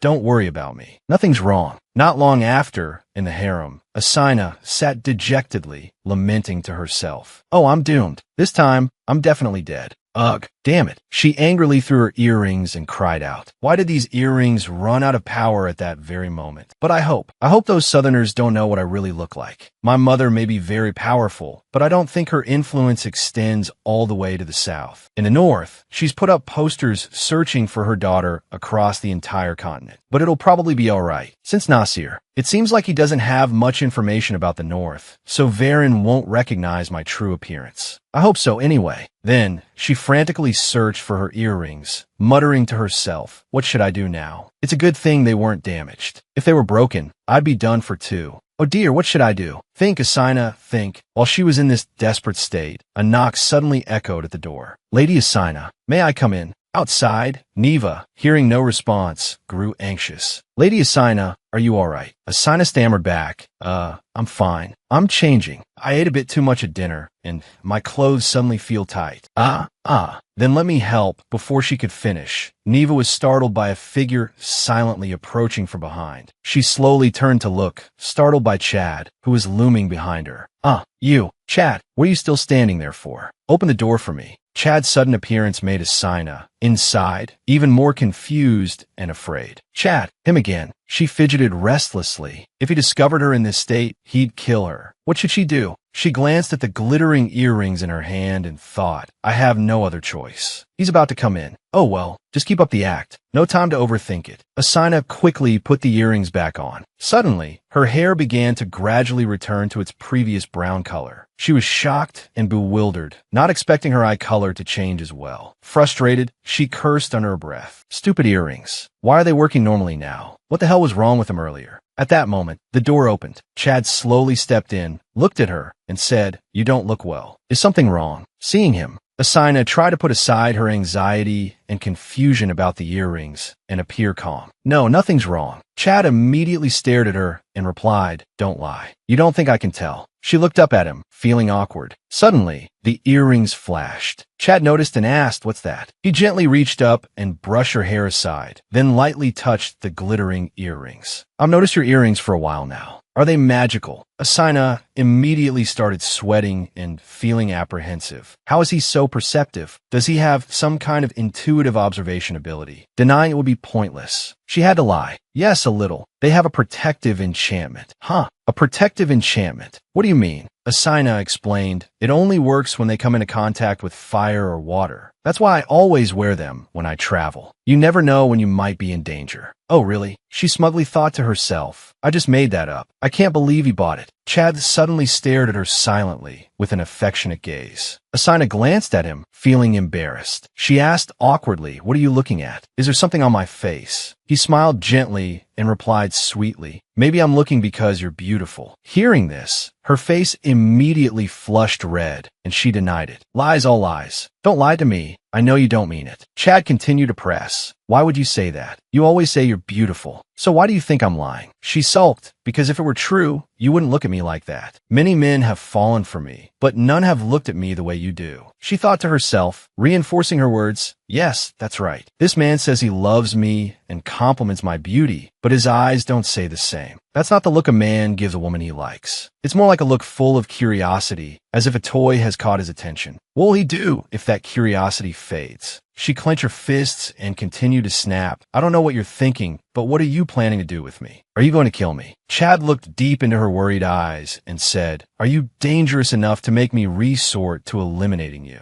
Asina replied, Maybe. If so, would you kill me? Chad suddenly fell silent, staring at her for a moment. Then he slowly stepped closer and smirked. Kill you? I don't think so, not yet. I'm still quite intrigued by you. Besides, there's still so much I don't know about you. Now, sit down and tell me about yourself. Who knows? After I hear your story, I might just spare your life. For example, your adventures. Where have you been all this time? I'm very curious. Asina crossed her arms and glanced at Chad, then began, You really want to know? Fine. There's no reason to hide it anyway. Good, then tell me. Chad thought to himself that he had no choice but to humor her and extract more information. I want to hear and learn many things from you. Now I understand why leaders like to keep birds as pets and listen to them chatter about trivial matters. I find it strangely enjoyable. Let me tell you, when I first started, I explored every nook and cranny of the North. My proudest achievement was visiting all 10 tourist destinations of Chrome War. Asina paused, then asked curiously, Oh, wasn't traveling across the continent like that dangerous? She puffed out her chest confidently and began to boast, Well, I may look fragile, but I'm actually very strong. It might be genetic. Chad, not surprised, replied, Right, of course. You even escaped from prison. I suppose I was worrying needlessly. Suddenly, Asina lowered her voice. But there was one time I almost died. Chad, feigning surprise, asked, You almost died? Yes, she replied. It happened while I was visiting the historical ruins in the northern continent. These are remnants of previous civilizations, and I heard they hold ancient legends. Because they're all well hidden, it's very difficult to find any trace of them. But I finally found it. This historical ruin is called Road Queen Hung. The inside seemed quite large. I didn't have a map, so I wondered if I should leave markers. But I didn't want to damage the place. Just as I had entered a short distance, suddenly, the ruins shook violently. Out of nowhere, a wall appeared, blocking the exit. I was trapped inside for a whole month. Until then, I just thought I enjoyed traveling, but I never thought it would be so dangerous. Chad looked at her thoughtfully and sympathetically. You must have been terrified. He silently recalled his own past. A lonely boy facing the barren, scorching desert. Asina honestly expressed her feelings at that time. When I was trapped there, I'm not sure the word terrified accurately describes how I felt. An endless night, for solid walls surrounding me. No matter how hard I chipped away, it wouldn't even scratch. I tried screaming for help, yelling hello. Is anyone out there? I'm trapped here. But above all, the hardest thing to endure was the loneliness. I was stuck in a place with no one and no way out. If I hadn't comforted myself by thinking about the people I met during my journey, I probably would have gone insane. First, I thought about the beautiful landscapes I had conquered. Then I reminisced about happy memories of my beloved family. How foolish I was. My mother was always cold and strict with me, yet I only remembered the warm moments with her. Mother, I'm sorry. That's what happened. After listening, Chad couldn't help but ask, so how did you get here? Seeing his interest in her story, Asina started to play hard to get. You're curious. I won't tell you for free. He cheerfully asked, what do you want in exchange this time? Her face lit up, and she eagerly replied, what do I want this time? Let me see. Hee, I've got it. I want a bowl of dates. Huh? What? Did you just say dates? Asina emphasized, yes, the more dates the better. I tried them last time, and they were really delicious. Oh, so you want a whole date Palm Grove. Not too difficult. I just have to give the order. No, I just want to eat dates. A full bowl will do. She thought to herself, living with him, I have to be careful what I say. He's the type to do exactly what he's told. Now go on. How did you get out of there? Asina relaxed her body and leaned back on the soft bed. She continued her story thoughtfully.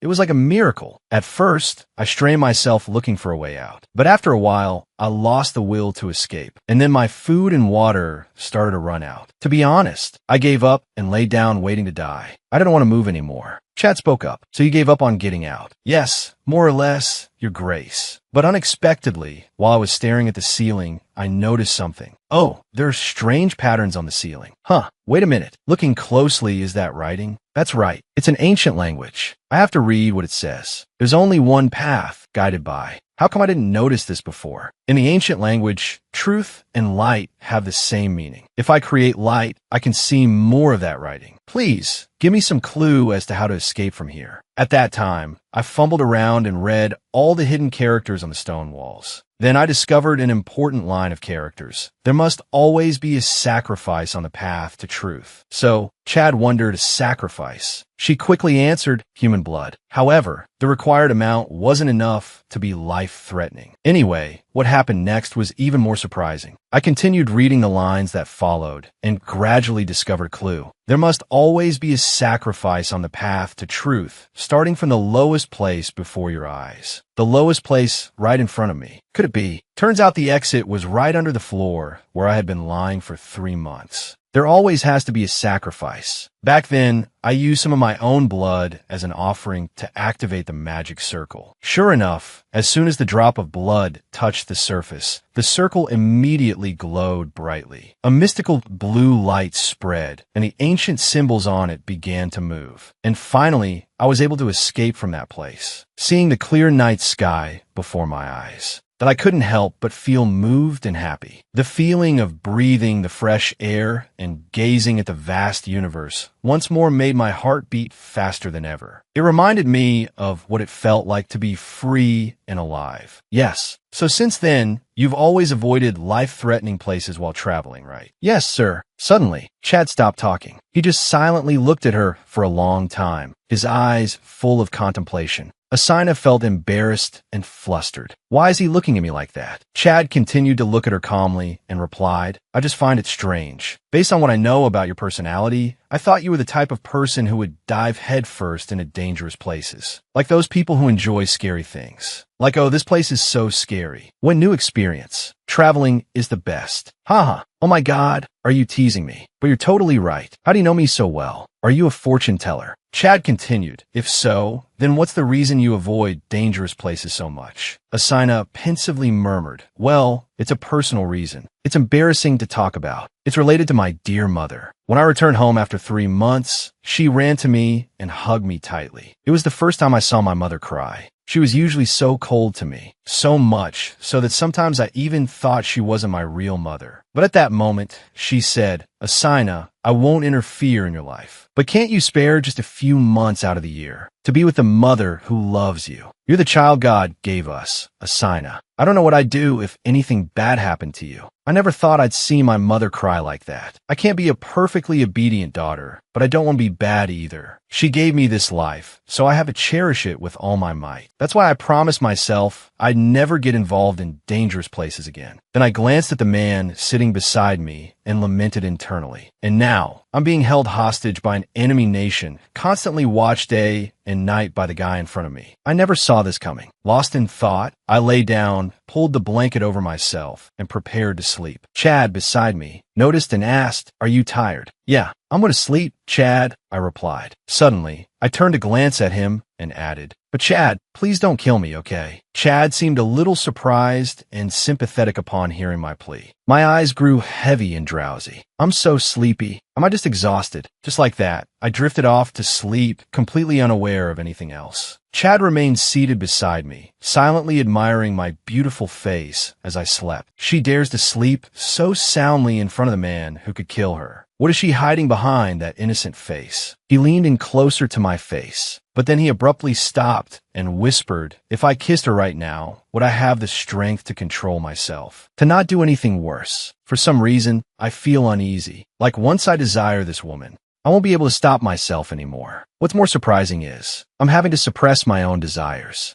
And all these feelings for this woman. Late that night, somewhere in the palace, a man stealthily walked in the darkness. He stopped in front of a room and knelt. You summoned me, great leader. Varen calmly gazed at the moon hanging high above. He leisurely spoke, Rocky, find me someone. The subordinate respectfully replied, Yes, sir. Please tell me. I will bring them to you. Find me a woman with platinum blonde hair and eyes. Deep red eyes. A woman, sir. Yes, I'll do it right away, sir. But does she have any other distinguishing features? Varen pondered, slowly recalling every detail about the girl. He couldn't forget her exquisite figure and that long, flowing hair. Even her face and eyes were like an angel's. After thinking, he concluded with a single sentence. Distinguishing features. She's incredibly beautiful. The next morning, a clear blue sky stretched across the continent. Pizian. Oh no, my eyes are getting redder and redder. The magic of the earrings has reached its limit. I don't have much time left. The banquet was scheduled to be held the next day. I've sketched a map, an escape route, and learned the guard shifts. Even though it's a little earlier than planned, I have to leave here. Tomorrow is the day I escape from this place. The scene changes to a man hurriedly running to report. Lord Yakin. Chad asked in surprise, What is it, Uma? Why are you in such a hurry? Uma, panting, reported the situation. Varen summoned one of his subordinates last night. Chad's expression turned serious. So, has he made any moves yet? Uma immediately replied, I'm not certain, but it seems he gave some orders to his subordinate. According to the child I sent to serve him. Varen said he saw something while taking a walk. Chad appeared perplexed and curious about Varen's unusual behavior. He saw something, and keep a close eye on him. Yes, I will obey your command, sir. Afterward, Chad thought about Asina and suddenly remembered something. Oh, why one is a bowl of date pudding. I tried it last time, and it was delicious. Oh, right, that's what I promised her last night. Having remembered, he immediately called out, Uma. Yes, sir. Do you have further instructions? I have something I want you to deliver to the harem. The late afternoon sun was gradually setting. A calling voice accompanied by continuous knocking echoed. Lady Asina, the sun has almost set. Kareem, finding it strange, also approached and asked, Is she still sleeping?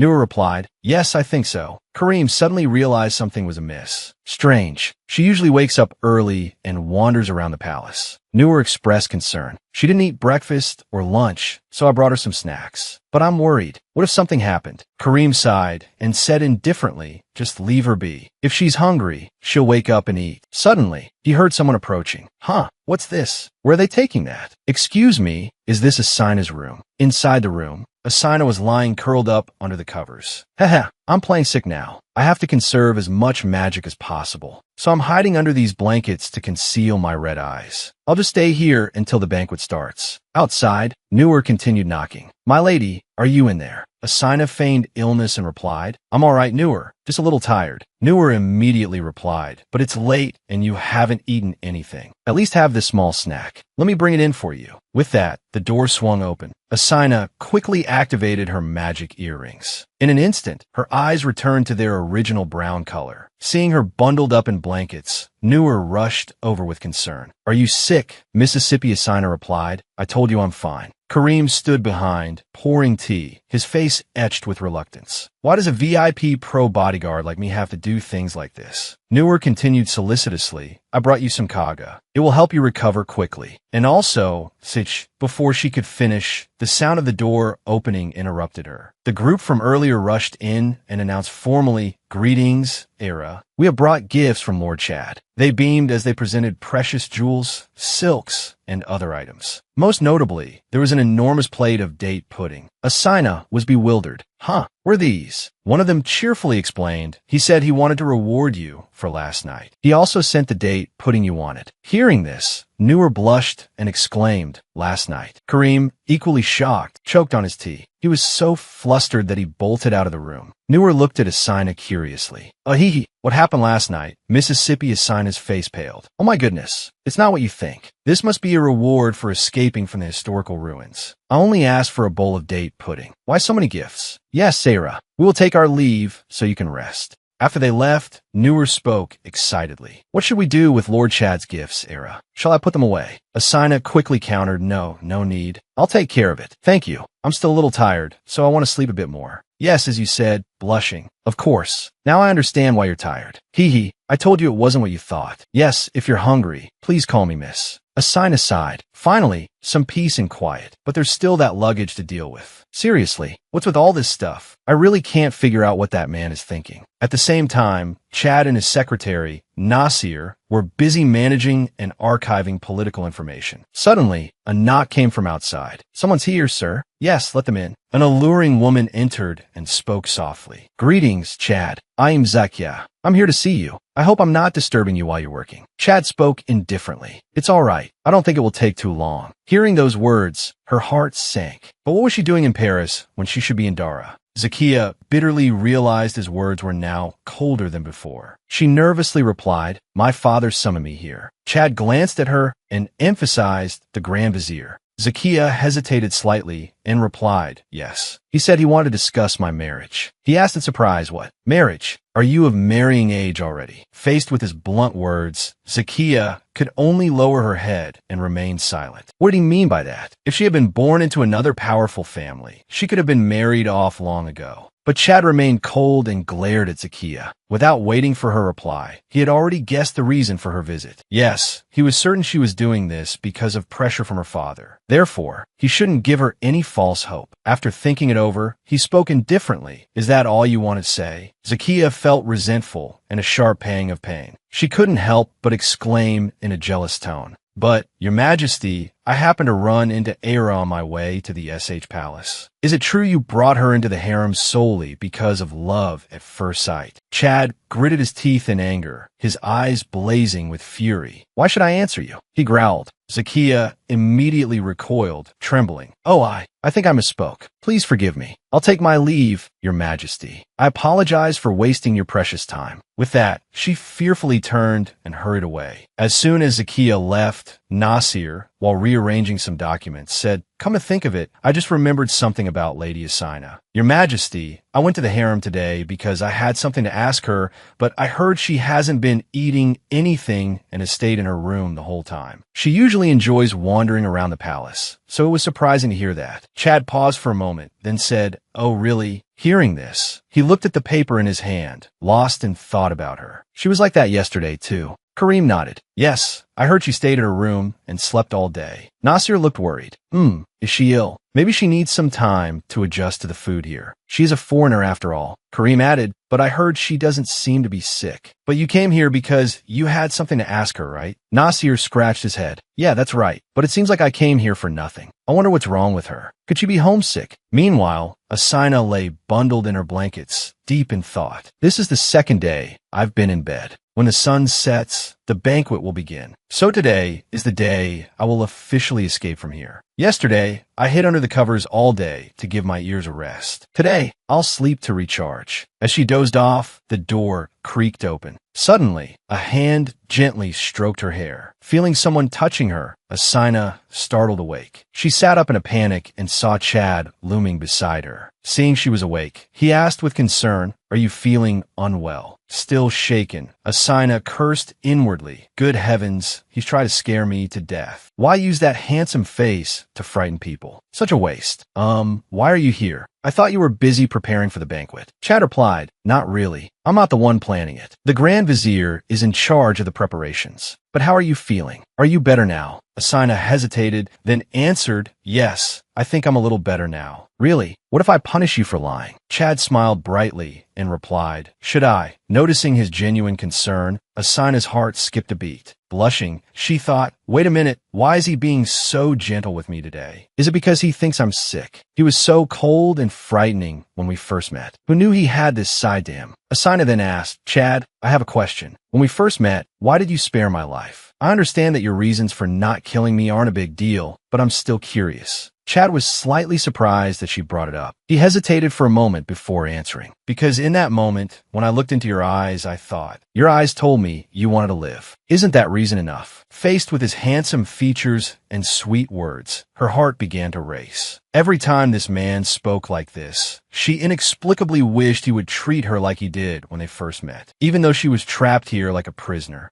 He hadn't tortured her physically or mentally. In fact, he treated her like a guest. When he discovered her escape, she was sure he would feel betrayed. Although she felt a little uneasy, she had to leave. But is something wrong?" Asina paused, then said, "Thank you." She quietly looked at the man beside her, silently finishing her unspoken words in her head. "Thank you for saving me and for these new experiences." Chad, hearing the words "thank you," couldn't help but be surprised. "Are you?" Asina, embarrassed, interrupted him. "I'm just thanking you for your concern. Think what you will. You can go now if you don't want to bother the patient." Pushing him towards the door, Asina reluctantly stopped and looked at him a little longer. "This will be the last time I see him. It's a little sad, but it's time for me to go. I'm such a fool." She gave a gentle smile, then called out to him one more time. "Beihai, Busy and truly is a wonderful country." Chad stared blankly, not understanding why she was saying such strange things today. "What are you talking about? Are you talking nonsense because you're sick?"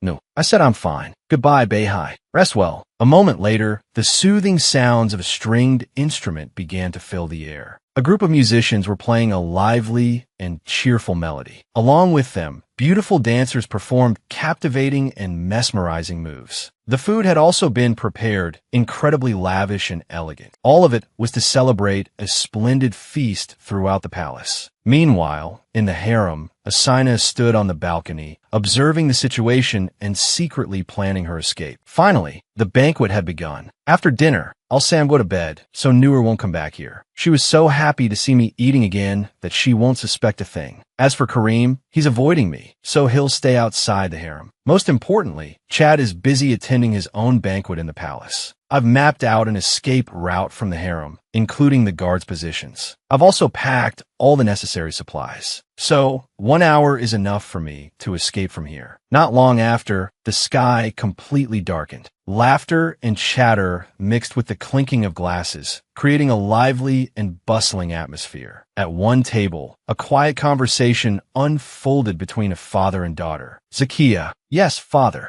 The Grand Vizier sipped his wine. "I have a question. Did Jaqen say anything when you saw him?" Zakia answered nervously, "No, father." Raken was as cold as ever. He immediately reproached her. "I'm sure you disappointed him." Zakia softly replied, "Father, please forgive me." He slammed his glass down on the table in anger. "Don't forget, the next Kuin must carry the blood of our family." Faced with her father's pressure, Zakia nervously clenched her hands and respectfully said, "Yes, father." Suddenly, he heard a man's greeting. "Grand Vizier Gedik. Long time no see. Almost arrived late. Haha." Gedik spoke warmly. "Oh, hello. It's the Grand Chieftain of Naya, Elba himself. To give you a brief overview of Naya, it's an unremarkable region, not as wealthy as Saza, and its army isn't as powerful as other regions. Thanks to that, there are no problems here. In other words, it's a place with nothing to boast about. It's been a while, Elba. Thank you for making the long journey here. Now, then, generous Elba, tell me all about it. I brought a little wine as a gift. And this is my son, Miza Jadigloga.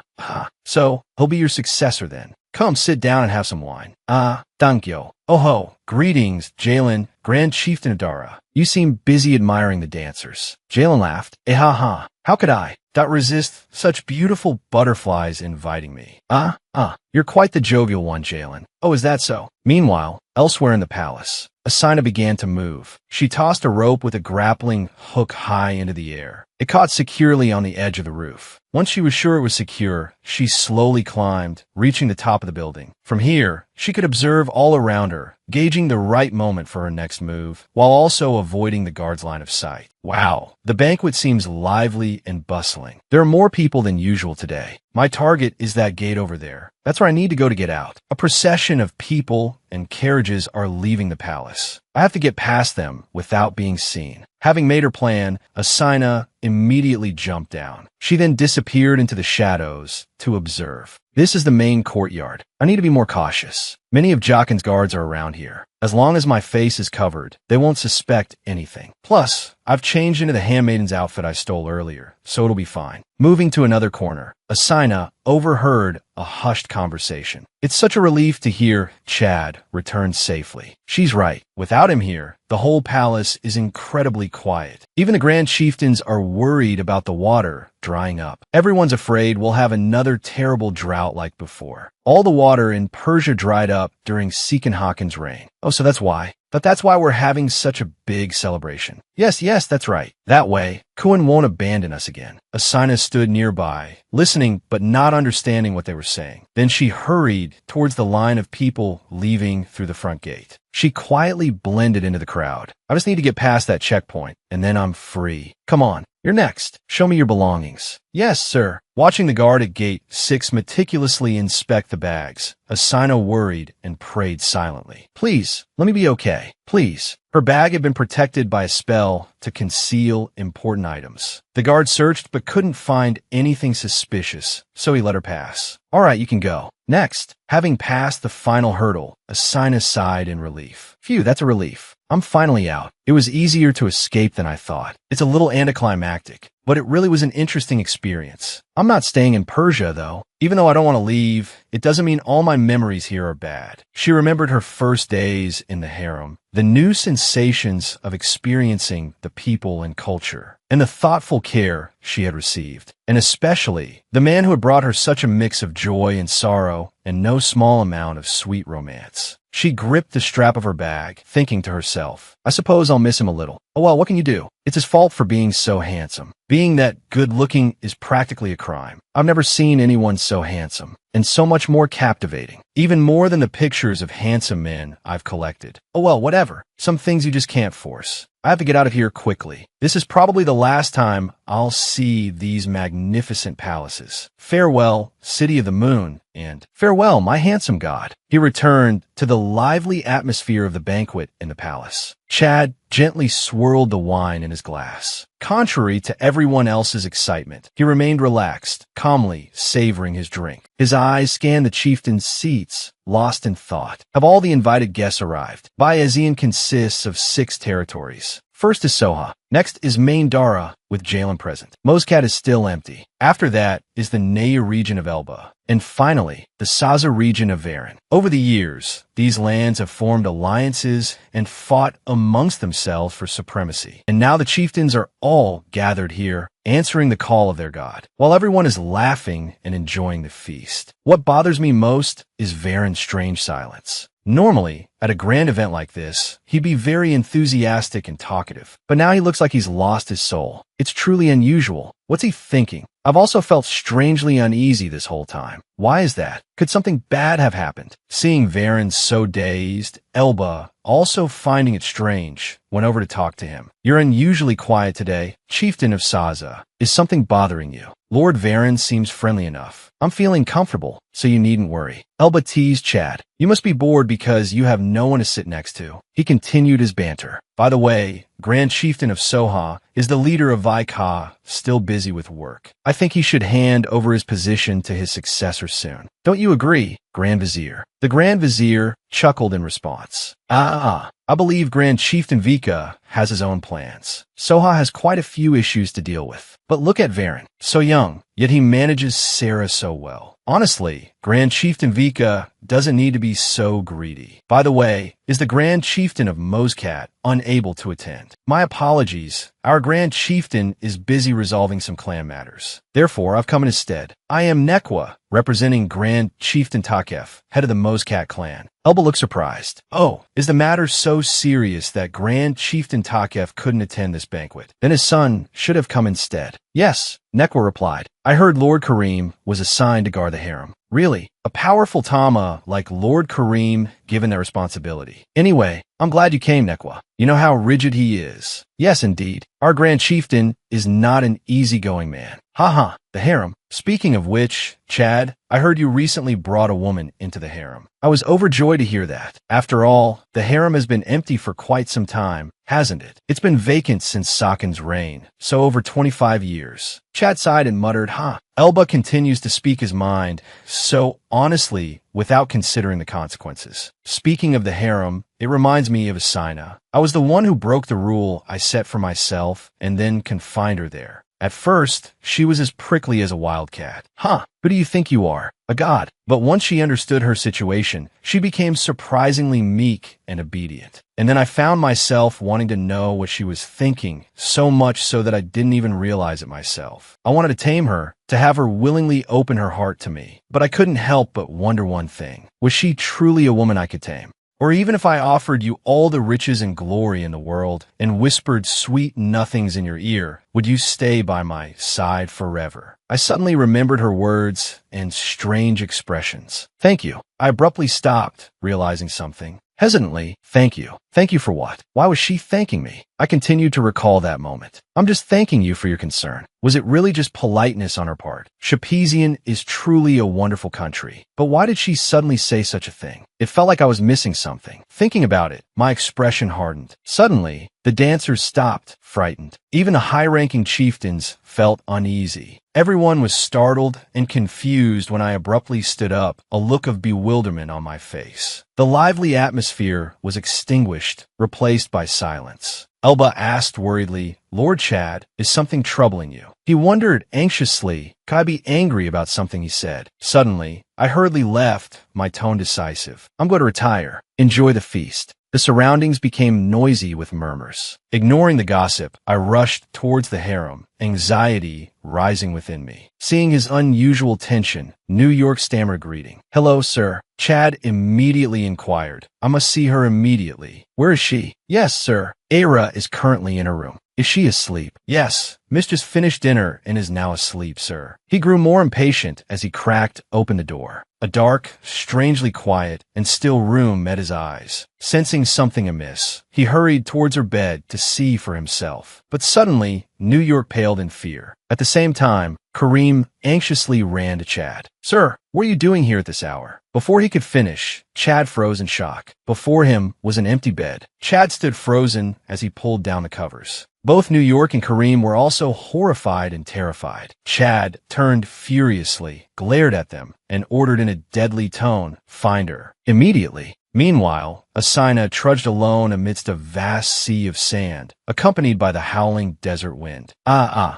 Italia. The desert nights are truly cold. At least my cloak has a warming enchantment. Since there's no one around, I'll remove the magic from my earrings. In a flash, her hair and eyes changed color. Her feet crunched softly on the sand as she walked, her heart heavy with thoughts, remembering past memories. Once again, I realized how lonely solo journeys can be. As a child, I used to travel with Uncle Ian. He also loved exploring new lands as much as I did. He was the first one who taught me what it meant to travel, and he ignited the passion within me. Uncle Ian, Asina, "Do you want to travel with Uncle Ian?" A curious, innocent Asina asked, "What is traveling, Uncle?" He took my hand and led me on a walk, slowly explaining, "Yes, yes. There's so many things in this world we don't know, and traveling is a way to learn about them. Children my age usually cry when they're taken to a strange place, especially without their parents. But strangely, I love places with lots of new things to see." Uncle Ian got into big trouble with my mother for taking me traveling. However, there was a time I lived according to my mother's wishes. I would attend parties as my mother instructed and meet the same people every day. I even ate at the same time every day. Although this lifestyle seemed natural to others, it was always uncomfortable for me. I even thought it would be better to die than to live the rest of my life like that, because I had discovered how vast the world is. Every country has a different culture, history, and way of life. Ever since learning this, I couldn't sit still at home anymore. I was always eager to learn and experience everything. Is there any way to describe this trip in my journal? I wonder. Suddenly, I remembered his handsome face, making me feel a little embarrassed and wistful. Why did that man's face suddenly appear? I slapped myself to shake off the longing. Calm down, Asina. You're in the desert. When I get home, I'll tell my family that the trip was difficult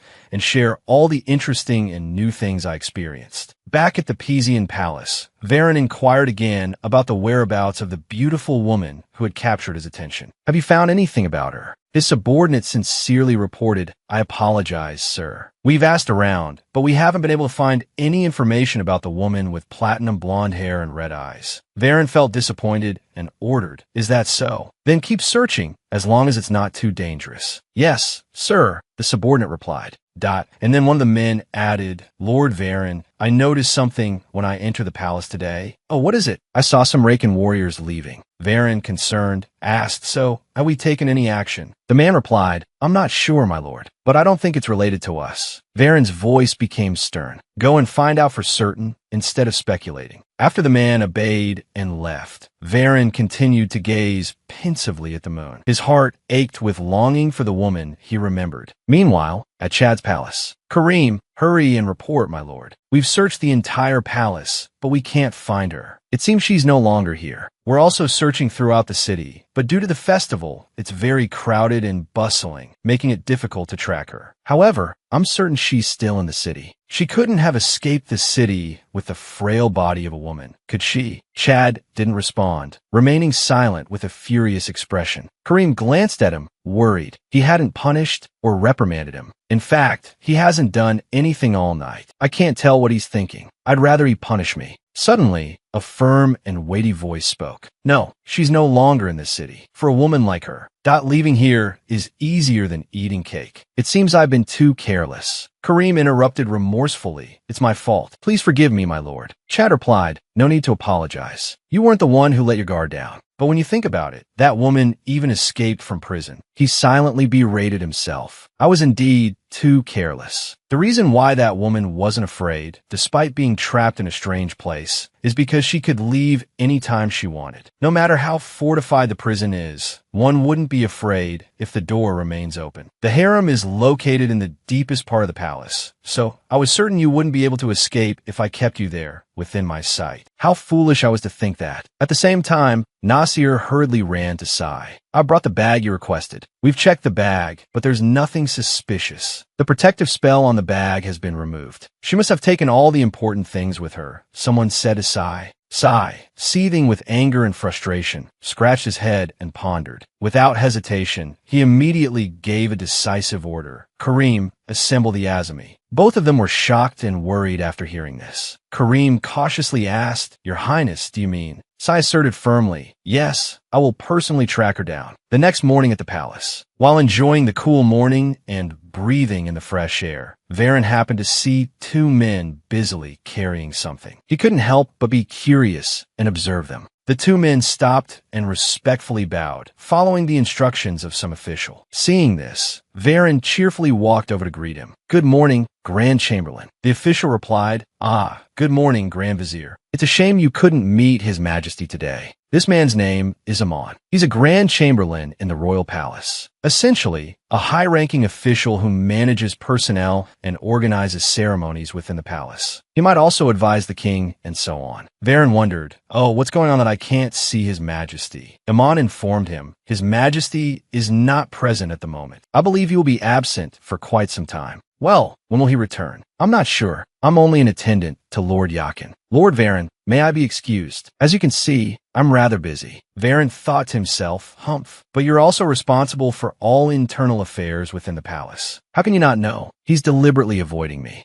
Alright. Apologies for bothering you, Amon. As soon as Amon left, Varen continued to watch him, silently deducing, based on his subordinates' reports and Amon's words just now. First, Yakin's warriors were mobilized, and now Yakin himself has left the palace. Strange things seem to be happening around me, and I don't know why. Am I missing something? Also, that man will be arriving soon, so I'll have to investigate further before he arrives. Meanwhile, in the scorching desert, a Sina collapsed, sprawled on the hot sand. I forgot about the terrible desert heat. The road through the desert to SRT is incredibly rough. SRT is the only functioning city in Persian, and it has a seaport. I plan to go there and find a ship to the northern continent. But a ship, I might be baked before I even reach SRT. While lamenting, she suddenly noticed something approaching. Is that a person, or am I seeing things? Hey, wait, let me get a better look. It seems like that person is coming closer. Sure enough, in just a moment, a man stood right in front of her. Asina was confused, unsure how to react. If this was one of them, she was done for. Damn my hair, she thought, but I'm wearing a hood, so he probably can't see it. Thinking this, she gave a friendly smile. Hey there. But as she looked up, a sharp blade was already at her throat, accompanied by a curt voice. Who are you? Asina paled, cursing inwardly. Seriously, again, why do all the crazies in this desert have to point a sword at me before talking? Is this how people greet each other in the desert? The man looked at her with a scrutinizing gaze and continued his interrogation. What are you doing in this desert? Don't you know where this is? Looking at the man before her, she thought, I can't see his expression because his face is covered, but I don't feel the same deadly threat as when I first met Beihai. Back then, I was truly terrified. Calm down, Asina. You survived someone even crazier than this guy. After reassuring herself, Asina spoke. I'm just a harmless traveler passing through. She added with a touch of sarcasm, You're being pretty casual, so I figure I could be too. Suspicion arose in the man. Who is this woman? He sternly declared. This is no place for a woman to travel alone. Asina retorted. It's no place for a man to travel alone either. And you might want to lower your sword before we continue this conversation. And so, they walked and talked across the desert. You're traveling to Pegasus. Nope, I was heading to Creta. Oh, I see. The man's name was Akka. He said he was from Creta and was on his way to Pegasus. After seeing the things in your bag, he continued, I figured you were a traveler. Well, this isn't the way to Creta, Akka stated. Asina replied, I know, but my trip is over and I'm heading home. I'll catch a ship at SRT. But why are you crossing the desert? Because it's the fastest way to SRT. Akka made a sarcastic face and muttered under his breath, the fastest way to SRT.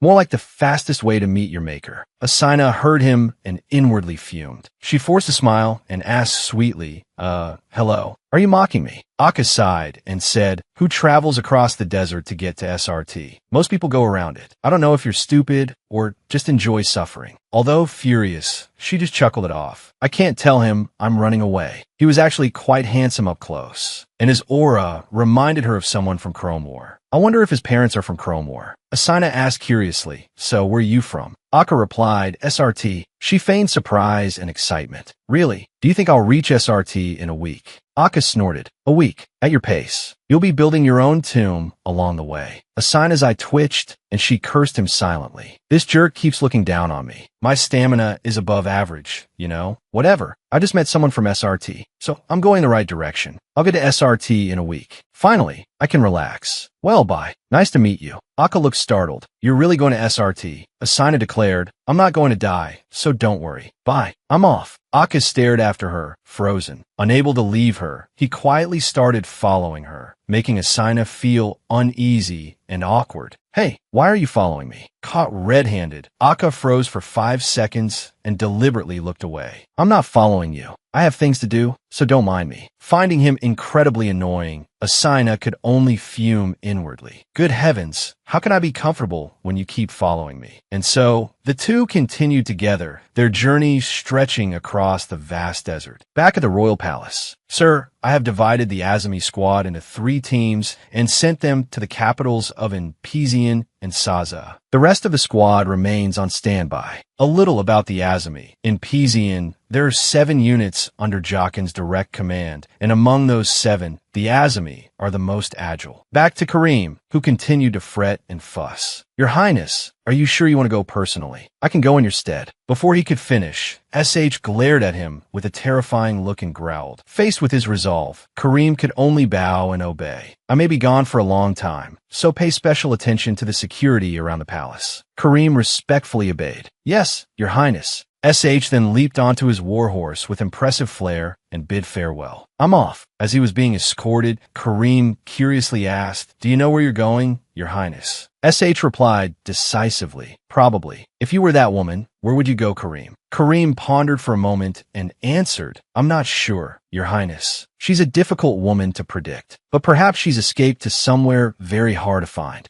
SH narrowed his eyes and concluded, "The answer is the desert. She's an intelligent, resourceful woman, and she knows no fear. Although she nearly died there once, I'm certain she's gone back." And so, the city gates slowly opened. SH and the Azami squad galloped away. He was determined to capture her, while simultaneously recalling the moments they had spent together. "There was no deep connection between us, nothing strong enough for me to develop any feelings for her. I'm simply using her. So why am I being swayed by these feelings? In any case, there's only one thing I can do now. I will capture the woman who has imprisoned me in this hell of emotions." Please subscribe to the channel for the next episode and other interesting videos. Thank you.